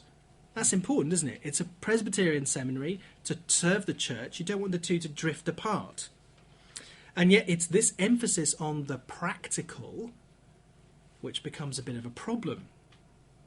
Machen wrote of Stevenson in 1916 that he emphasises the intensely practical and advocates the choosing of professors from among the active pastors. It will be an anxious time, he says, when the first of the major chairs falls vacant, for it may be filled with some pious liberal before we know it, or else with some intensely practical incompetent, such as the other seminaries are getting. Dear. Doesn't pull his punches, does he? Yet, ironically, given that he's just said that, the problems at Princeton really began when Machen himself, already at the seminary teaching New Testament, is elected to fill the chair of apologetics and Christian ethics. Now, it's that promotion it's put on hold for several reasons by the General Assembly. They used a power which they'd never used before of vetoing one of Princeton's appointments. Part of the problem, of course, was Machen's growing infamy among the liberals. They had read Christianity and Liberalism, and they did not like it. Yet another element of the problem was that Machen did not support the Presbyterian Church's stance on the most high-profile ethical issue. You remember he's being appointed to the chair of ethics. He doesn't support the Presbyterian Church's stance on the highest-profile ethical issue of the day, prohibition, which in the minds of many is tantamount to religious and cultural apostasy not to support that. See, banning the sale of alcohol was a very great fundamentalist evangelical crusade in those days. But Machen was not a prohibitionist. He sometimes drank himself in moderation. Indeed, there's a great story when he invited students back to his rooms in college for cigars and other evangelically forbidden delights. How could an ethics professor be like that in a kind of prohibitionist church culture? So some people distrusted Machen for these things. Erdmann was even more pointed in his criticism of his colleague at the seminary. What is questioned, he said, is whether Dr. Machen's temper and methods of defence are such as to qualify him for a chair in which he will spend the whole time defending the faith. It's an apologetics chair, you see, as well. He accused Machen of being spiritually unqualified to hold the post in question and to teach goodwill to students, that he was temperamentally defective, bitter and harsh in his judgment of others, and implacable to brethren who did not agree with him. Machen is accused of displaying unkindness, suspicion, bitterness, and intolerance. Others, of course, speak very highly of his gentleness and courtesy. but they'd not been on the receiving end of his sharp tongue. So with so many voices raised against Machen's character, it may well be that there was something peculiar about him, as Marsden puts it, since he clearly was someone with people either loved or hated. It was very easy for him to make enemies. I've read through some of the letters that people wrote to Charles Erdman about Machen at this time, and all his allies, and what they said about his allies. They accused him of uncharitable behaviour. They accused Machen of intolerance. There was Pharisaism on the Conservative side. They had, quote, a negative attitude of condemnatory judging. Even his greatest fan, the church historian Darrell Hart, says that Machen had a reputation as a theological bully. And he wasn't the only one who behaved in that way. In 1972, many years after the bitter squabbles at Princeton, a man who was only a student in those days by the name of Francis Schaeffer reflected on what had happened. In 1972, Schaeffer said this, to echo some of what Viscount Brentford was saying earlier. We must show forth the love of God to those with whom we differ. 35 years ago, in the Presbyterian crisis in the United States, we forgot that. We did not speak with love about those with whom we differed, and we've been paying a high price for it ever since. Poignant words. Now, that's all very well to remember that, but the liberal and moderate side were not exactly paragons of virtue on this point either. And the same is true today, of course. Conservative evangelicals in the Church of England may be accused of being harsh and intolerant, but one only needs to pick up the Church Times or read The Guardian or the Fulcrum website to hear what they think of us. Now, that's no excuse for us to trade insults with those people. We must show forth the love of God to those with whom we differ, even when we do need to say some strong things against them. Now, President Stevenson could not just ignore everything that the board of directors who nominated Machen for this professorship had said. There seemed to be, however, sufficient grounds for a pause, to put the matter on hold for a little while the whole seminary situation was investigated. So you see, Machen's character flaws were used as a way of opening up a debate about the whole direction of the college.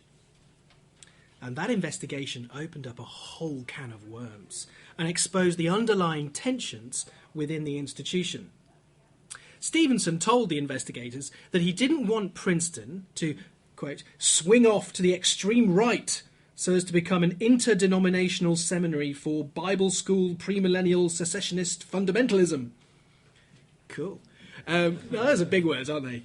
What an accusation. He doesn't want Princeton to be an interdenominational college for Bible school premillennial secession fundamentalism.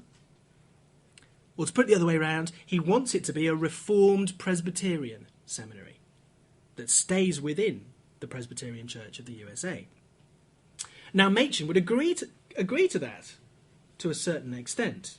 He was no interdenominationalist or premillennialist, though he was widely seen as a champion on the fundamentalist side because of his stance against liberalism. Now, there were a great many independent students at Princeton Seminary who were clearly non-Presbyterian, fundamentalist, and premillennialist. Many of them were Methodists, and there were numerous others with their own agendas, and yes, secessionist tendencies. That became clear later when Princeton was split and they left to form a new seminary and then a new denomination, and then a year after that another split and another college and another denomination. But we're getting ahead of ourselves. So you can see Stevenson's quite sensitive to where this independent student contingent within his college is pushing it as an institution. On the other hand, he says he didn't want Princeton to be a liberal establishment either. I wish to state, he said, most emphatically, that I do not want such an inclusive seminary at Princeton as would include modernists, liberals, or those of whatever name, who are disloyal to the standards of the Presbyterian Church. Now, with the majority of the Board of Trustees, that's those responsible for the financial health of the seminary, standing behind him, Stevenson continued to maintain that the seminary should be tolerant of old school, new school disagreements and be the agent of the combined schools. Or as we might say, it should aim to support both conservative and more open or charismatic evangelical strands of churchmanship as well. Are you still with me? Not too hot, too cold? These are obviously quite key issues in theological education even today. See, the heads of theological colleges have not always found it easy to reform their institutions, for good or ill, when the faculty has been against it. A New Testament professor at Princeton, William Armstrong, replied to Stevenson in the whole debate, and he said that the majority of the faculty maintain that this institution has been historically affiliated with the doctrinal point of view in the church known as the old school. We are not aware that the reunion of old and new schools required the surrender of this institution at that time of its doctrinal position, and we are unwilling that this position be surrendered now when the differences in the church are concerned not with two forms of the Reformed faith, but with the very nature of evangelical Christianity itself. Now, the majority of the board of directors, that's those responsible for the educational and theological aspects of the seminary, stood behind the majority of the faculty. So you see the split? We've got the directors and the majority of the faculty on the conservative side. And you've got the trustees and the president of the college on the other side, wanting to make it a more inclusive institution, but not too inclusive. So you've got the theology over here and the money and the practical men over here. That's a problem. Now, the report on Princeton was presented at the General Assembly of 1927, but action was postponed for another year. Machen's appointment as Professor of Apologetics was therefore put on hold for another year. You see, delay is often a very good tactic when neither side can command a majority to enforce its will. But then the very clever suggestion was made that this twofold structure of the seminary's boards should be abolished, and one board should be brought in to replace the Board of Trustees and the Board of Directors. Just a little administrative change. Nothing too major, you might think. But of course many perceive the hand of Sir Humphrey in all of this, if I could put it that way, for those who like, yes, Prime Minister. There was more than mere administrative tinkering in this move. So the editor of the popular publication Presbyterian, wrote this: "All this talk about the alleged benefits of one board control is but a smokescreen to conceal the real objective of its advocates. They want to get rid of the present board of directors because they know that as long as this board directs the affairs of the seminary, it will not become an inclusive institution. The ultimate objective of those advocating the reorganisation of the seminary is an inclusive church.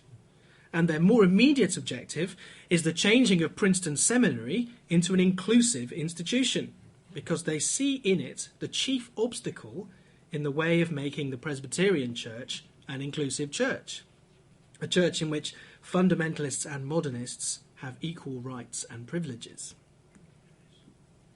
Machen himself printed and distributed at his own personal expense more than 20,000 copies of a little booklet, The Attack upon Princeton Seminary, A Plea for Fair Play. See, he was quite a rich man, actually, having inherited thousands of dollars, and he could do many things like this at his own personal expense. He was, in today's terms, a millionaire. And he too was pretty clear that something was going on behind the scenes, and that if people had the slightest inkling of what is really going on, they would oppose this administrative change. He also said conservatives were underrepresented within the structures of the church. Where have you heard that before? And he said that no one who has observed with the slightest care the policy of the president can think that if his policy prevails, any man who is consistently conservative or evangelical in the ecclesiastical issue of the present day will have the slightest chance of being elected to a chair in Princeton Seminary. And that's so similar to today. I'm going to rephrase that in Anglican terms, and you'll see we're facing exactly that same issue. Let me just put it this way. No one who has observed with the slightest care the policy of two integrities can think that if that policy prevails, any man who is consistently conservative or evangelical in the women's issue will have the slightest chance of being elected to a bishopric. It's exactly the same, isn't it? Exactly the same tactic. So his challenge to the allegedly tolerant moderates and modernists was this: is our distinctiveness to be respected, even when it is not shared? Is the Presbyterian Church large enough to include just one seminary that assumes a position like ours? And there was some backing to that too. A petition was presented to the 1928 Assembly from more than 11,000 people, including 3,000 ministers. That's more than twice as many signatures as there were on the Auburn Affirmation. This petition called for the reorganisation of Princeton to be rejected and for the church to leave control of this great institution where it now resides. Legal studies and legal opinions were commissioned, which also cast doubt on the proposals to change the seminary. Now, in the face of such conservative strength, what could the Liberals do? What do you think they did? Another year of delay and discussion was called for. Of course. In 1929, however, the die was finally cast. Erdmann's assurances that no one was trying to change the doctrinal teaching of Princeton may have persuaded some, but to militant conservatives, that appeared to be naive at best. Machen warns that if we read the signs of the times aright, both in the church and in the state, there may soon come a period of genuine persecution for the children of God. Now, language like that sounded like sheer paranoia, mixed with perhaps a bit of personal resentment. But they were incredulous over such pronouncements. And the facts were, in 1929, Princeton was reorganised. And as if to prove the militants right, as soon as it was reorganised, 2 Auburn affirmationists were appointed to the new United Board governing the seminary. The Auburn Affirmation, as you might remember from yesterday, was the classic statement of the liberal moderate position, saying that things like penal substitution and the bodily resurrection, the virgin birth, were just one interpretation of the Bible, and others should also be permitted. Well, as soon as that happened, Machen decided very quickly that he could no longer serve the institution he'd fought over for so many years. Along with R.D. Wilson, O.T. Alice and Cornelius Van Til, he left to found Westminster Theological Seminary in Philadelphia. Their aim was to continue a supply of conservative training for ordinands in the PCUSA. But other conservatives on the faculty did not leave with Machen. Gerhardus Voss, for instance, the most high profile of those, was near retirement and was never really an active partisan in ecclesiastical controversy. He remained at Princeton, although his letters show that he maintained a friendly and supportive relationship with Machen. Caspar Hodge and W.P. Armstrong also remained at Princeton to form a conservative minority on the faculty. Now, even though Stonehouse laments that their decisions are not fully explicable, there were other conservative voices too who were raised in caution at this new departure, setting up a brand new theological college. To many, that seemed to be too much of a knee-jerk reaction. It seemed like it was giving up too soon. After all, these 2 Auburn affirmationists on the board were vastly outnumbered on the new board, and who was to say you couldn't get rid of them in a couple of years' time? Just think about that. Would we... Imagine you're on the... Is there anybody here? Are you on the council at Oak Hill or Wycliffe? Would you abandon it, walk away from it, if 2 slightly more liberal evangelicals were appointed to the governing board one day? Would you leave and start a new college just because of that? That's the issue. Now, one person who took a slightly different view on these things to Machen at this stage is Clarence Macartney, number 16 on Spot the Presbyterian, in case you've fallen asleep and the air conditioning isn't keeping you awake. Number 16 on Spot the Presbyterian, Clarence Macartney. His approach may sound quite familiar to many of us. He's a bit like the Dick Lucas of the 1920s, you might want to say. Although don't tell Dick I said that. Macartney did not assess the relative importance of pulpit and academy in quite the same way as Machen. He didn't consider that the cause was entirely won or lost at the level of institutions of higher education. Instead, the chief instrument that he used to further the cause of the Reformed faith was preaching. Preaching. So he had a full church on Sunday mornings and evenings, and a Tuesday lunchtime meeting for businessmen in the city of Pittsburgh, that is. Starting with 12 men in 1930, that grew to an average attendance of 800 every Tuesday lunchtime, and fed into midweek evening Bible teaching, which was later published in printed form, and I'm sure was read, marked, and learned by many. Macartney produced books and pamphlets, preached to students on college campuses, and delivered numerous lectures at academic institutions. He also nurtured many assistant pastors who would extend his legacy, including a chap who became influential later on called Harold Ockinger, who some of you may have heard of. Now, Macartney, you may remember, I said yesterday, was moderator of the General Assembly in 1924, at the height of conservative influence. But once he realised that the battle with the Liberals was lost to the moderates, he seemed quite content to tolerate diversity within the denomination for the sake of an effective evangelistic ministry in his local church.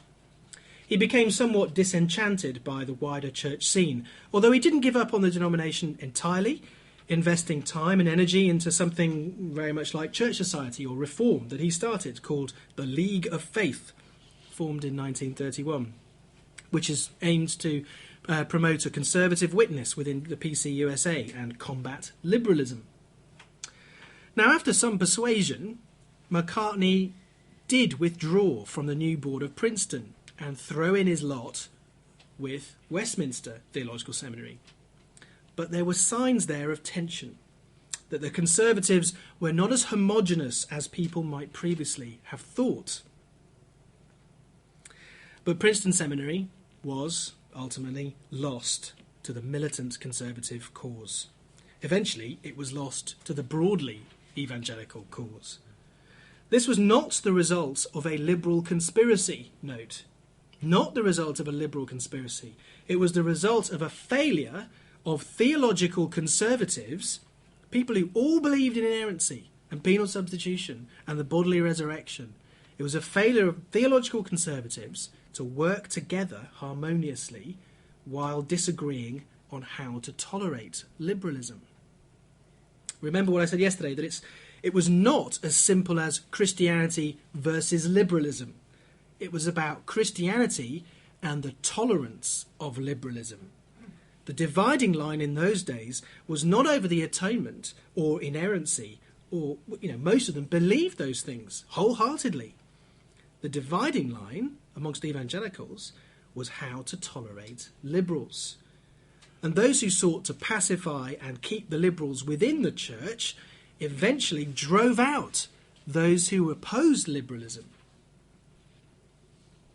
So 20 years ago, R.T. Clutter studied this whole sorry episode at Princeton and concluded with a warning. And it's worth pondering this today. He says, "The Princeton story serves as an example to evangelical colleges and seminaries.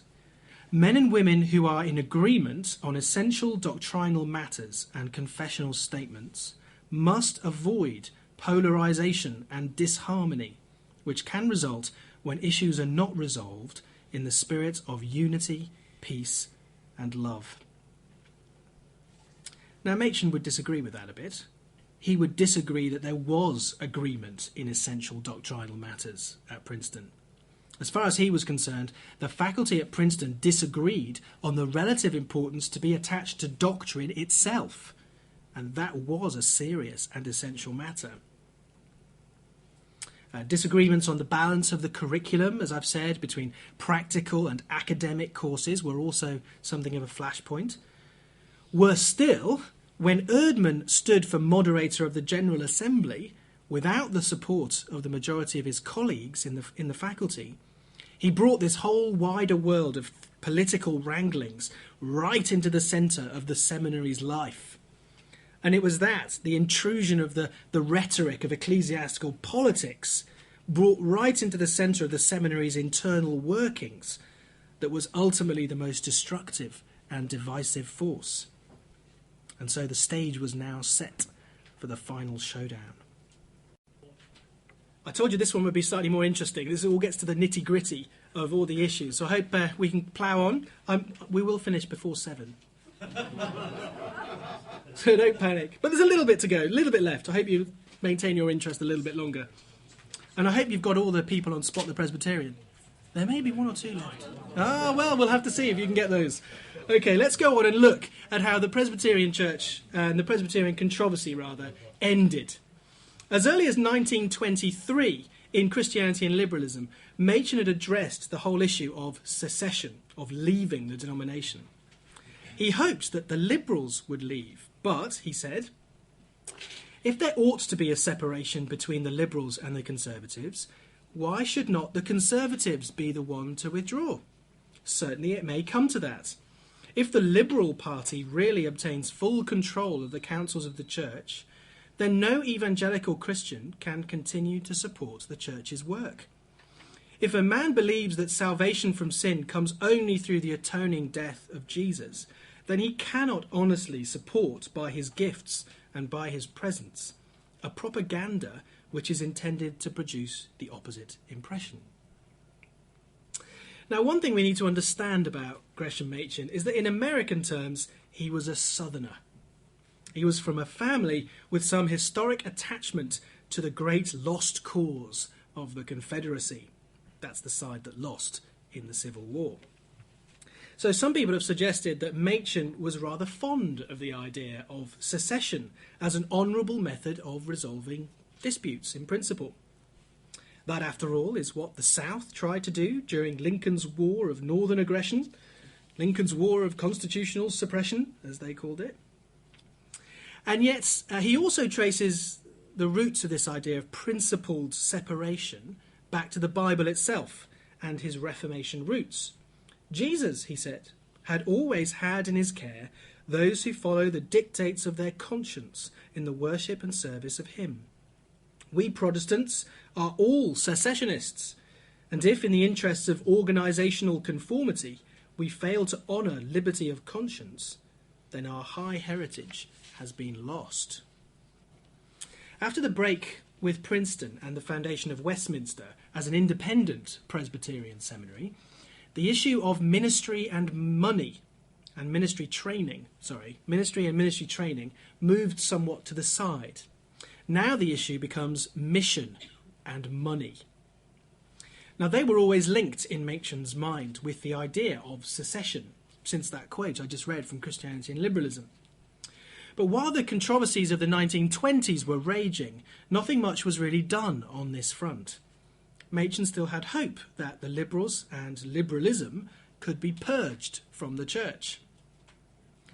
The real problem came when the agencies of the church, such as the Board of Foreign Missions, through which the international work of the PCUSA was carried out, when they were found to be propagating not only the gospel, but also a type of religious teaching which is at every conceivable point the diametrical opposite of the gospel. The question therefore naturally arises whether there is any need for contributing to agencies like that. Yet, Machen says himself, this question should not be answered hastily in a way hostile to contribution. People shouldn't just stop paying their quota, right? Don't just stop paying your quota. Why? Well, Machen gives 3 reasons in Christianity and Liberalism why we shouldn't hastily stop giving to official denominational bodies. First, he says, perhaps it is better that the gospel should be both preached and combated by the same agencies than that it should not be preached at all. Interesting. Second, at any rate, he says, the true missionaries must not be allowed to be in want. Must keep supporting the agency because it supports good men. If people stopped giving, then all the missionaries would suffer, not just the dodgy ones. And third, many Christians seek to relieve the situation by designating their gifts. That is, specifically instructing the missions board that he wants the contribution to go to a particular missionary, not to all of them or in a central pot or something like that. This all sound familiar, doesn't it? Machen admitted the weaknesses of some of those arguments and that the situation from the point of view of the evangelical Christian is unsatisfactory in the extreme. Indeed, at this point, an Anglican who you may have heard of by the name of W.H. Griffith Thomas, who wrote that excellent book on the 39 Articles, which I hope the Church Society is still keeping in print. Is that right, David? We've got loads of them. Okay. If you haven't read it, it's a cracking good read. On the bookstall today, a snip at only £8. There you go. 10% off. Griffith Thomas visited China and caused quite a stir back in America when he reported that all the Presbyterian missionaries in China were quite infected with liberalism. They didn't like hearing that. But the problem here was that in an age of theological decentralisation, there was increased bureaucratic centralisation. Or you might say administrative tyranny and theological anarchy. That's a great way of putting it, isn't it? Administrative tyranny and theological anarchy. Some expressed a fear that contributing to the propagation of a liberal gospel, even in a small way through the Central Board of Mission, would lead to guilt by association. Designation of offerings was no solution either, they said, since the money that's designated to pay Peter simply releases that much more to pay Judas. It's quite a strong way of putting it. By 1930, Machen had apparently lost his earlier hope that the liberals would voluntarily withdraw from the church, whose confession they could no longer accept in a straightforward sense. Now, as a Presbyterian, he was still opposed to a congregationalist approach to mission, because Presbyterian leaders could not be content with just preaching the gospel to their own congregations or ensuring that local churches remained sound or that their own personal favoured ministries were bona fide Christians. They had to take their grievances to church councils because Presbyterian polity insists upon the theological uniformity and integrity of the church. It's a connected denomination. That meant that they couldn't simply adopt the fundamentalist approach, which was to set up a parachurch organisation and channel funds through that to sound missionaries. That's a fundamentalist tactic that was used at this time. They invented that. There was some concern, actually, that the liberals were going to do that and set up their own independent missions board. But it was Machen who actually did it. In 1933, he founded the Independent Board for Presbyterian Foreign Missions to support, amongst others, those conservative missionaries who were being discriminated against by the official board. Now that, it was later claimed, was only a temporary expedient until the official board itself was reformed. But whether people knew that at the time, that it was only supposed to be temporary, is questionable. In any case, it was argued that the church has never questioned the support that local congregations sent to independent mission agencies, such as the China Inland Mission, so they didn't really expect objections about this. Now, here we get the divisions, because as this is going on, there is stiff resistance to this move of setting up an independent missions board amongst conservative people. So Oswald Alice, who's at Westminster, Clarence Macartney, and the editor of Christianity Today, Samuel Craig, were against it, among others. They felt that it was against Presbyterian polity. It wasn't a Presbyterian way of doing things. It was premature. It was unwise. It was a tactical mistake which would not help the cause of the fledgling Westminster Seminary or strengthen its influence. Now, in that, of course, they were correct, because it was Westminster ordinands who were singled out in the ensuing storm as those who must be specifically brought to heel and questioned as to their loyalty to official bodies. Donald Barnhouse, who was the minister of 10th Presbyterian Church in Philadelphia, he toured some of the mission fields themselves and found evidence of modernist liberal influence. But his conclusion was that conservatives ought to continue giving to the board, especially to the sound missionaries, and try to elect more conservative members of the board itself. Other people thought, well, they were quite impatient with that approach and saw it as quite weak and futile to try and take over the board and turn it back to a reformed way of doing things. And now we get to Robert Speer, number 15, on Spot the Presbyterian, who looks rather blotchy, but I assure you that's just my scanning and photocopying rather than any disease he caught on the mission fields. He'd been considered conservative enough in former years to write 2 of the articles in the Fundamentals, those volumes, the Fundamentals. And although those articles that he wrote contain more condemnation of Unitarians and Muslims than they do of liberals, one conservative wrote about Robert Speer, as evangelicals, I and many others felt that here was a leader in the church who was the match for any of the liberals who were denying the truths of historic Christianity. He had proved himself again and again. Yet, by 1933, Speer had turned into a theological centrist. He supported prohibition, was a strict Sabbatarian, disparaged systematic theology, and advocated women's ordination. 1933. More than that, he was very keen to avoid doctrinal disputes within the church, what he called playing with details while men die.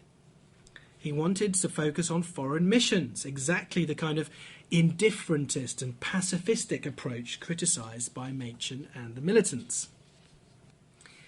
A report was published called Rethinking Missions, based on liberal theological principles in 1932. Now, this report, Rethinking Missions, had the backing originally of 7 denominations. But once it was published and it was seen how liberal it was, many of those denominations distanced themselves from it rapidly, and the more radical aspects of theology that it's propagated were attacked. Especially the report's failure to assert the uniqueness of Christianity.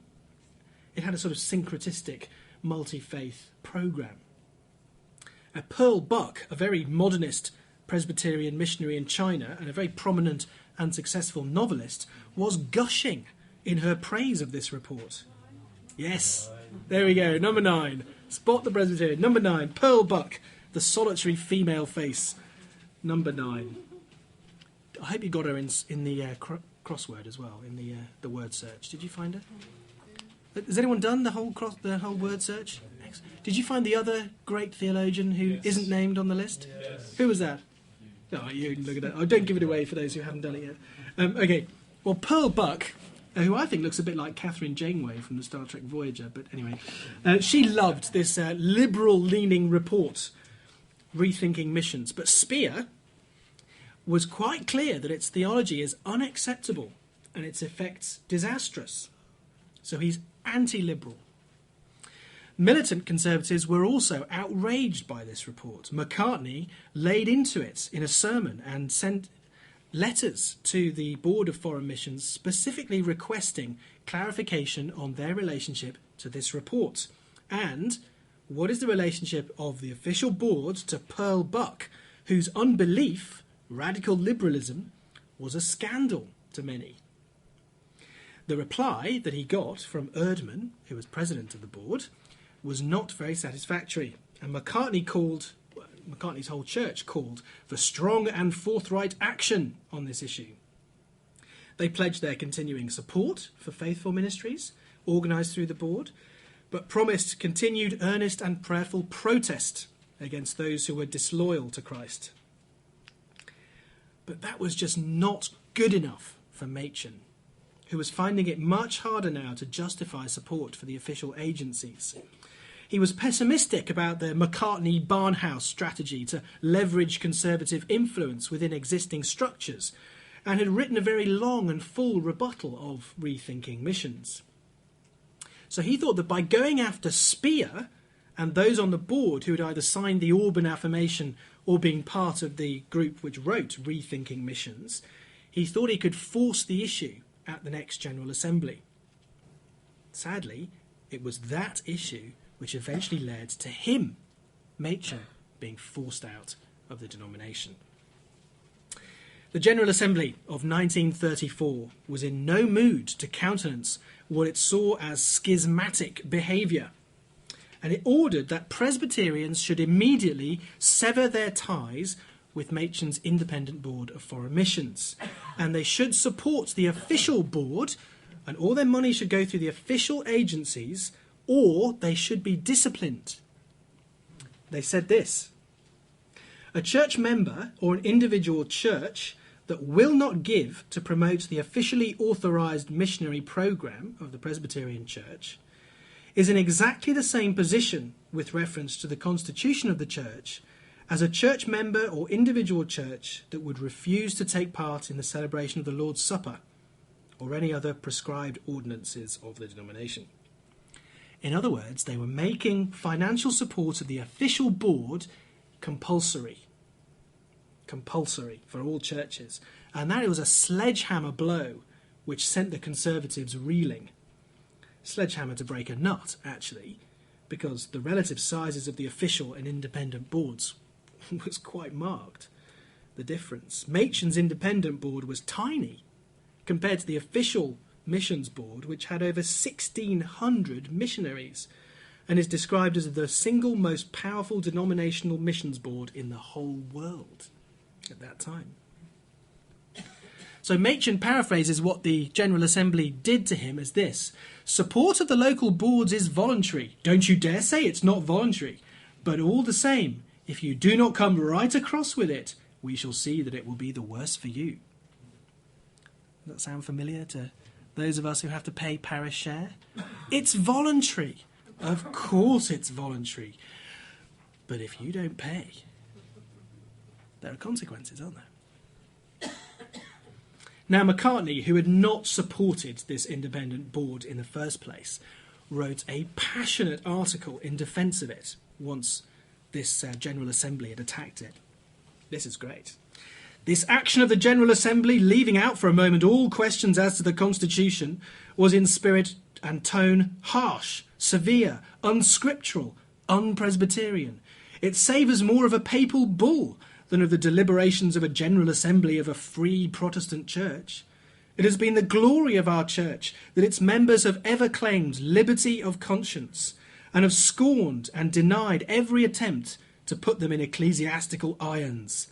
The action of the General Assembly was unjust and would unlawfully bind the conscience of those who feel that they cannot contribute through the boards of the church.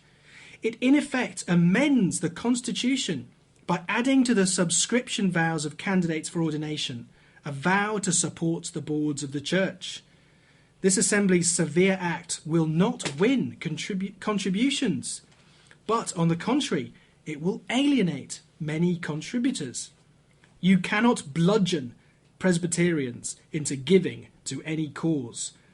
Are godly men to be harried, disciplined, censured, persecuted because they have bandied together as Presbyterians to do a good work and to give the gospel to the heathen? God forbid! It is unthinkable. And yet the Liberals and the Moderates thunk it. Once upon a time, the Liberals and Moderates had stood for freedom of conscience against the dictates of a General Assembly that defined what they ought to believe in terms of the fundamentals of the faith. But now that they are in charge, in power in the General Assembly, things are very different for most of them. Liberals had stayed in the denomination to win it. As Fosdyke, Presbyterian number 10, as Fosdyke had said, we were determined not to surrender to these fundamentalists the control of the great historic denominations. We saw in them priceless values. We treasured the Christian heritage of which, with all their faults, they were the most influential conservers. For all the liberals to suddenly desert the denominations, leaving their long accumulated prestige, their powerful influence, and their multitudes of devoted Christian people in the hands of fundamentalist leadership, seemed to us an unthinkable surrender and an intolerable tragedy to the Christian cause. If you swap liberal and fundamentalist round in that quote, Machen would be quite happy with it. He did not want to surrender to the liberals the control of the great denominations. He saw in the PCUSA a priceless treasure. He didn't want to leave its long accumulated prestige and influence to them or abandon the people in it to liberalising leadership. Yet, he said, the General Assembly is attacking Christian liberty. And what should never be forgotten is that to attack Christian liberty is to attack the lordship of Christ. One should not be coerced against conscience, which should be bound by the word of God and not the orders of men, whoever they are. He said the Assembly had abandoned the Reformation and returned essentially to the Roman Catholic position, which held that the duty of every officer and minister and member in the Presbyterian Church should support the missionary programme that may be set up by casual majorities in the General Assembly. It holds that a minister may not examine the missionary programme to determine whether it's in accord with the Word of God, and give if it is, and not give if it isn't.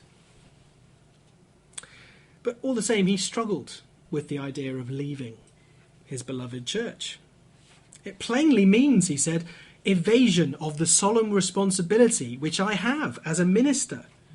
It is the duty of a minister in such a situation to remain in the church and to seek by every means in his power to bring about a change in that policy of the General Assembly. I cannot, he said, I cannot withdraw from the ministry of the Presbyterian Church in the USA. That would be an evasion of what I regard as a very great and solemn trust. It would be a violation of my ordination pledge to maintain the purity and peace of the church, whatever persecution or opposition may arise. But I must be governed by my conscience, as God may give me light, and not by the pronouncements of any human councils or courts. You can see the language is being ratcheted up here to a very high fever pitch. In a poignant show of solidarity with the militant conservatives, the famously liberal New York Presbytery refused to prosecute someone who was associated with the independent board. After a 2-year battle in the courts, though, Machen and others were stripped of their credentials and no longer recognised as pastors in the PCUSA. They did not voluntarily leave the Presbyterian Church, insists one historian, in order to form another denomination. They were forced out and thus required to leave. Now that's partially correct. But, by forcing the issue in the way that he did, Machen made this secession a distinct possibility. He deliberately upped the ante, as they say, raised the stakes, and he knew that this might happen, that he could lose. He had sufficient money on his side and influence that he knew that it wouldn't be a disaster for him to leave and take others with him. In fact, I think he decided to go out with a blaze of glory. See, Clarence Macartney actually offered to defend Machen at his trial. And Macartney, who wrote this little autobiography, Macartney says here, Dr. Machen's trial came up before the Judicial Commission. I wrote to him, offering my services as counsel. He was an accomplished man, Macartney. Machen replied with a kind letter, but declined my offer, saying that if I defended him, he might be acquitted, and that was not what he wanted. He had already made up his mind to secede, and promptly did so, establishing the Orthodox Presbyterian Church. He'd already made up his minds to leave. Those who left had to fight for their buildings and their historic resources. But the result, of course, was that in a connectional denomination, like the Presbyterian, with an integrated form of church government, local property rights, in the last analysis, are vested not in the local congregation, but in the denomination as a whole, and cannot be alienated from denominational control, whatever the congregation do. And that meant that the new denomination, begun as a result of the exodus from the PCUSA in 1936, now known as the Orthodox Presbyterian Church, was not only numerically small, but under-endowed, to a large extent landless and denuded of their of influential and strategic pulpits. In fact, only 34 ministers left with Machen, although by November 1936 the OPC boasted 100 ministers. But as you can see from the back of your handouts, and that fascinating diagram, the splitting did not end in 1936. The OPC was soon fractured by a further split in its own ranks a year later, as the more fundamentalist elements separated from the reformed Presbyterians. Machen's alliance, you see, within the PCUSA was very unstable and consisted of anti-liberals of many different kinds. He was reformed, but many of his allies against liberals were Arminians, premillennialists, fundamentalists of various different sorts, dispensational even. They left the OPC, the new denomination, within a year. At the first General Assembly, they all decided to split again and went off and formed the Bible Presbyterian Synod. And they left Westminster as well to form a new seminary, Faith Theological Seminary. Francis Schaeffer was one of those who left and was the first minister to be ordained into that Bible Presbyterian Synod. So, of course, the real irony is that those who had called most consistently and vociferously for the removal of liberals from the church were themselves the ones who ultimately were compelled to secede. The strategy of setting up a parallel institution, which had worked quite well with Westminster Seminary and the issue of ministry training, proved to be a step too far on the issue of mission and money.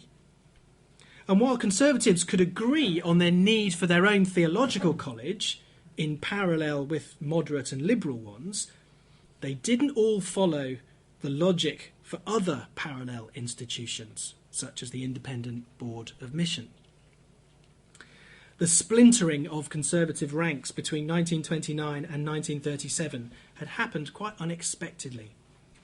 Machen moved away from Princeton, and then he was distanced from Macartney, who remained within the PCUSA to contend.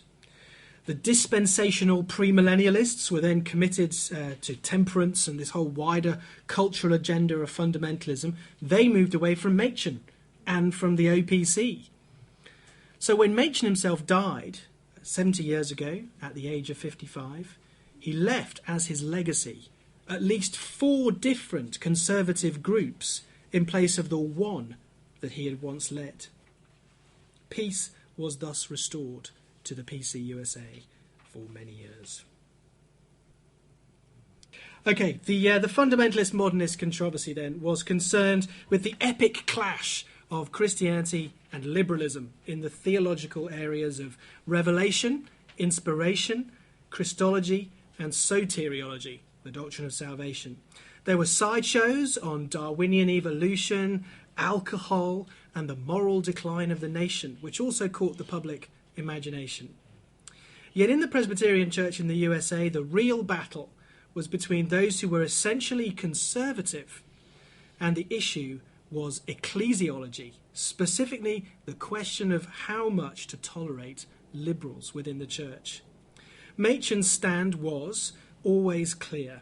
Tolerance of modernism was incompatible with a true church, even if most of the tolerant people themselves were otherwise conservative. So as the controversy progressed, there was an alliance between moderates and Modernists, which took shape against the more militant conservative and fundamentalist sections of the church. Well, what the moderate conservatives restrained their more militant brethren from doing to the liberals in the 20s, they themselves did to their fellow conservatives in the 30s, all the while protesting their own personal orthodoxy and denying the creeping influence of liberalism. As a result of all this, great institutions changed hands and fresh ones were built. Books and pamphlets and articles were written, ideas were clarified as their consequences were worked through. New churches were born and denominations formed. Old loyalties were exchanged for new networks and allegiances. A pragmatic peace was forged in the PCUSA.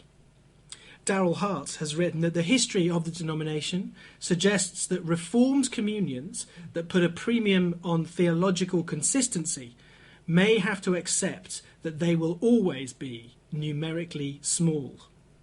Today, the OPC is a fraction of the size of the PCUSA.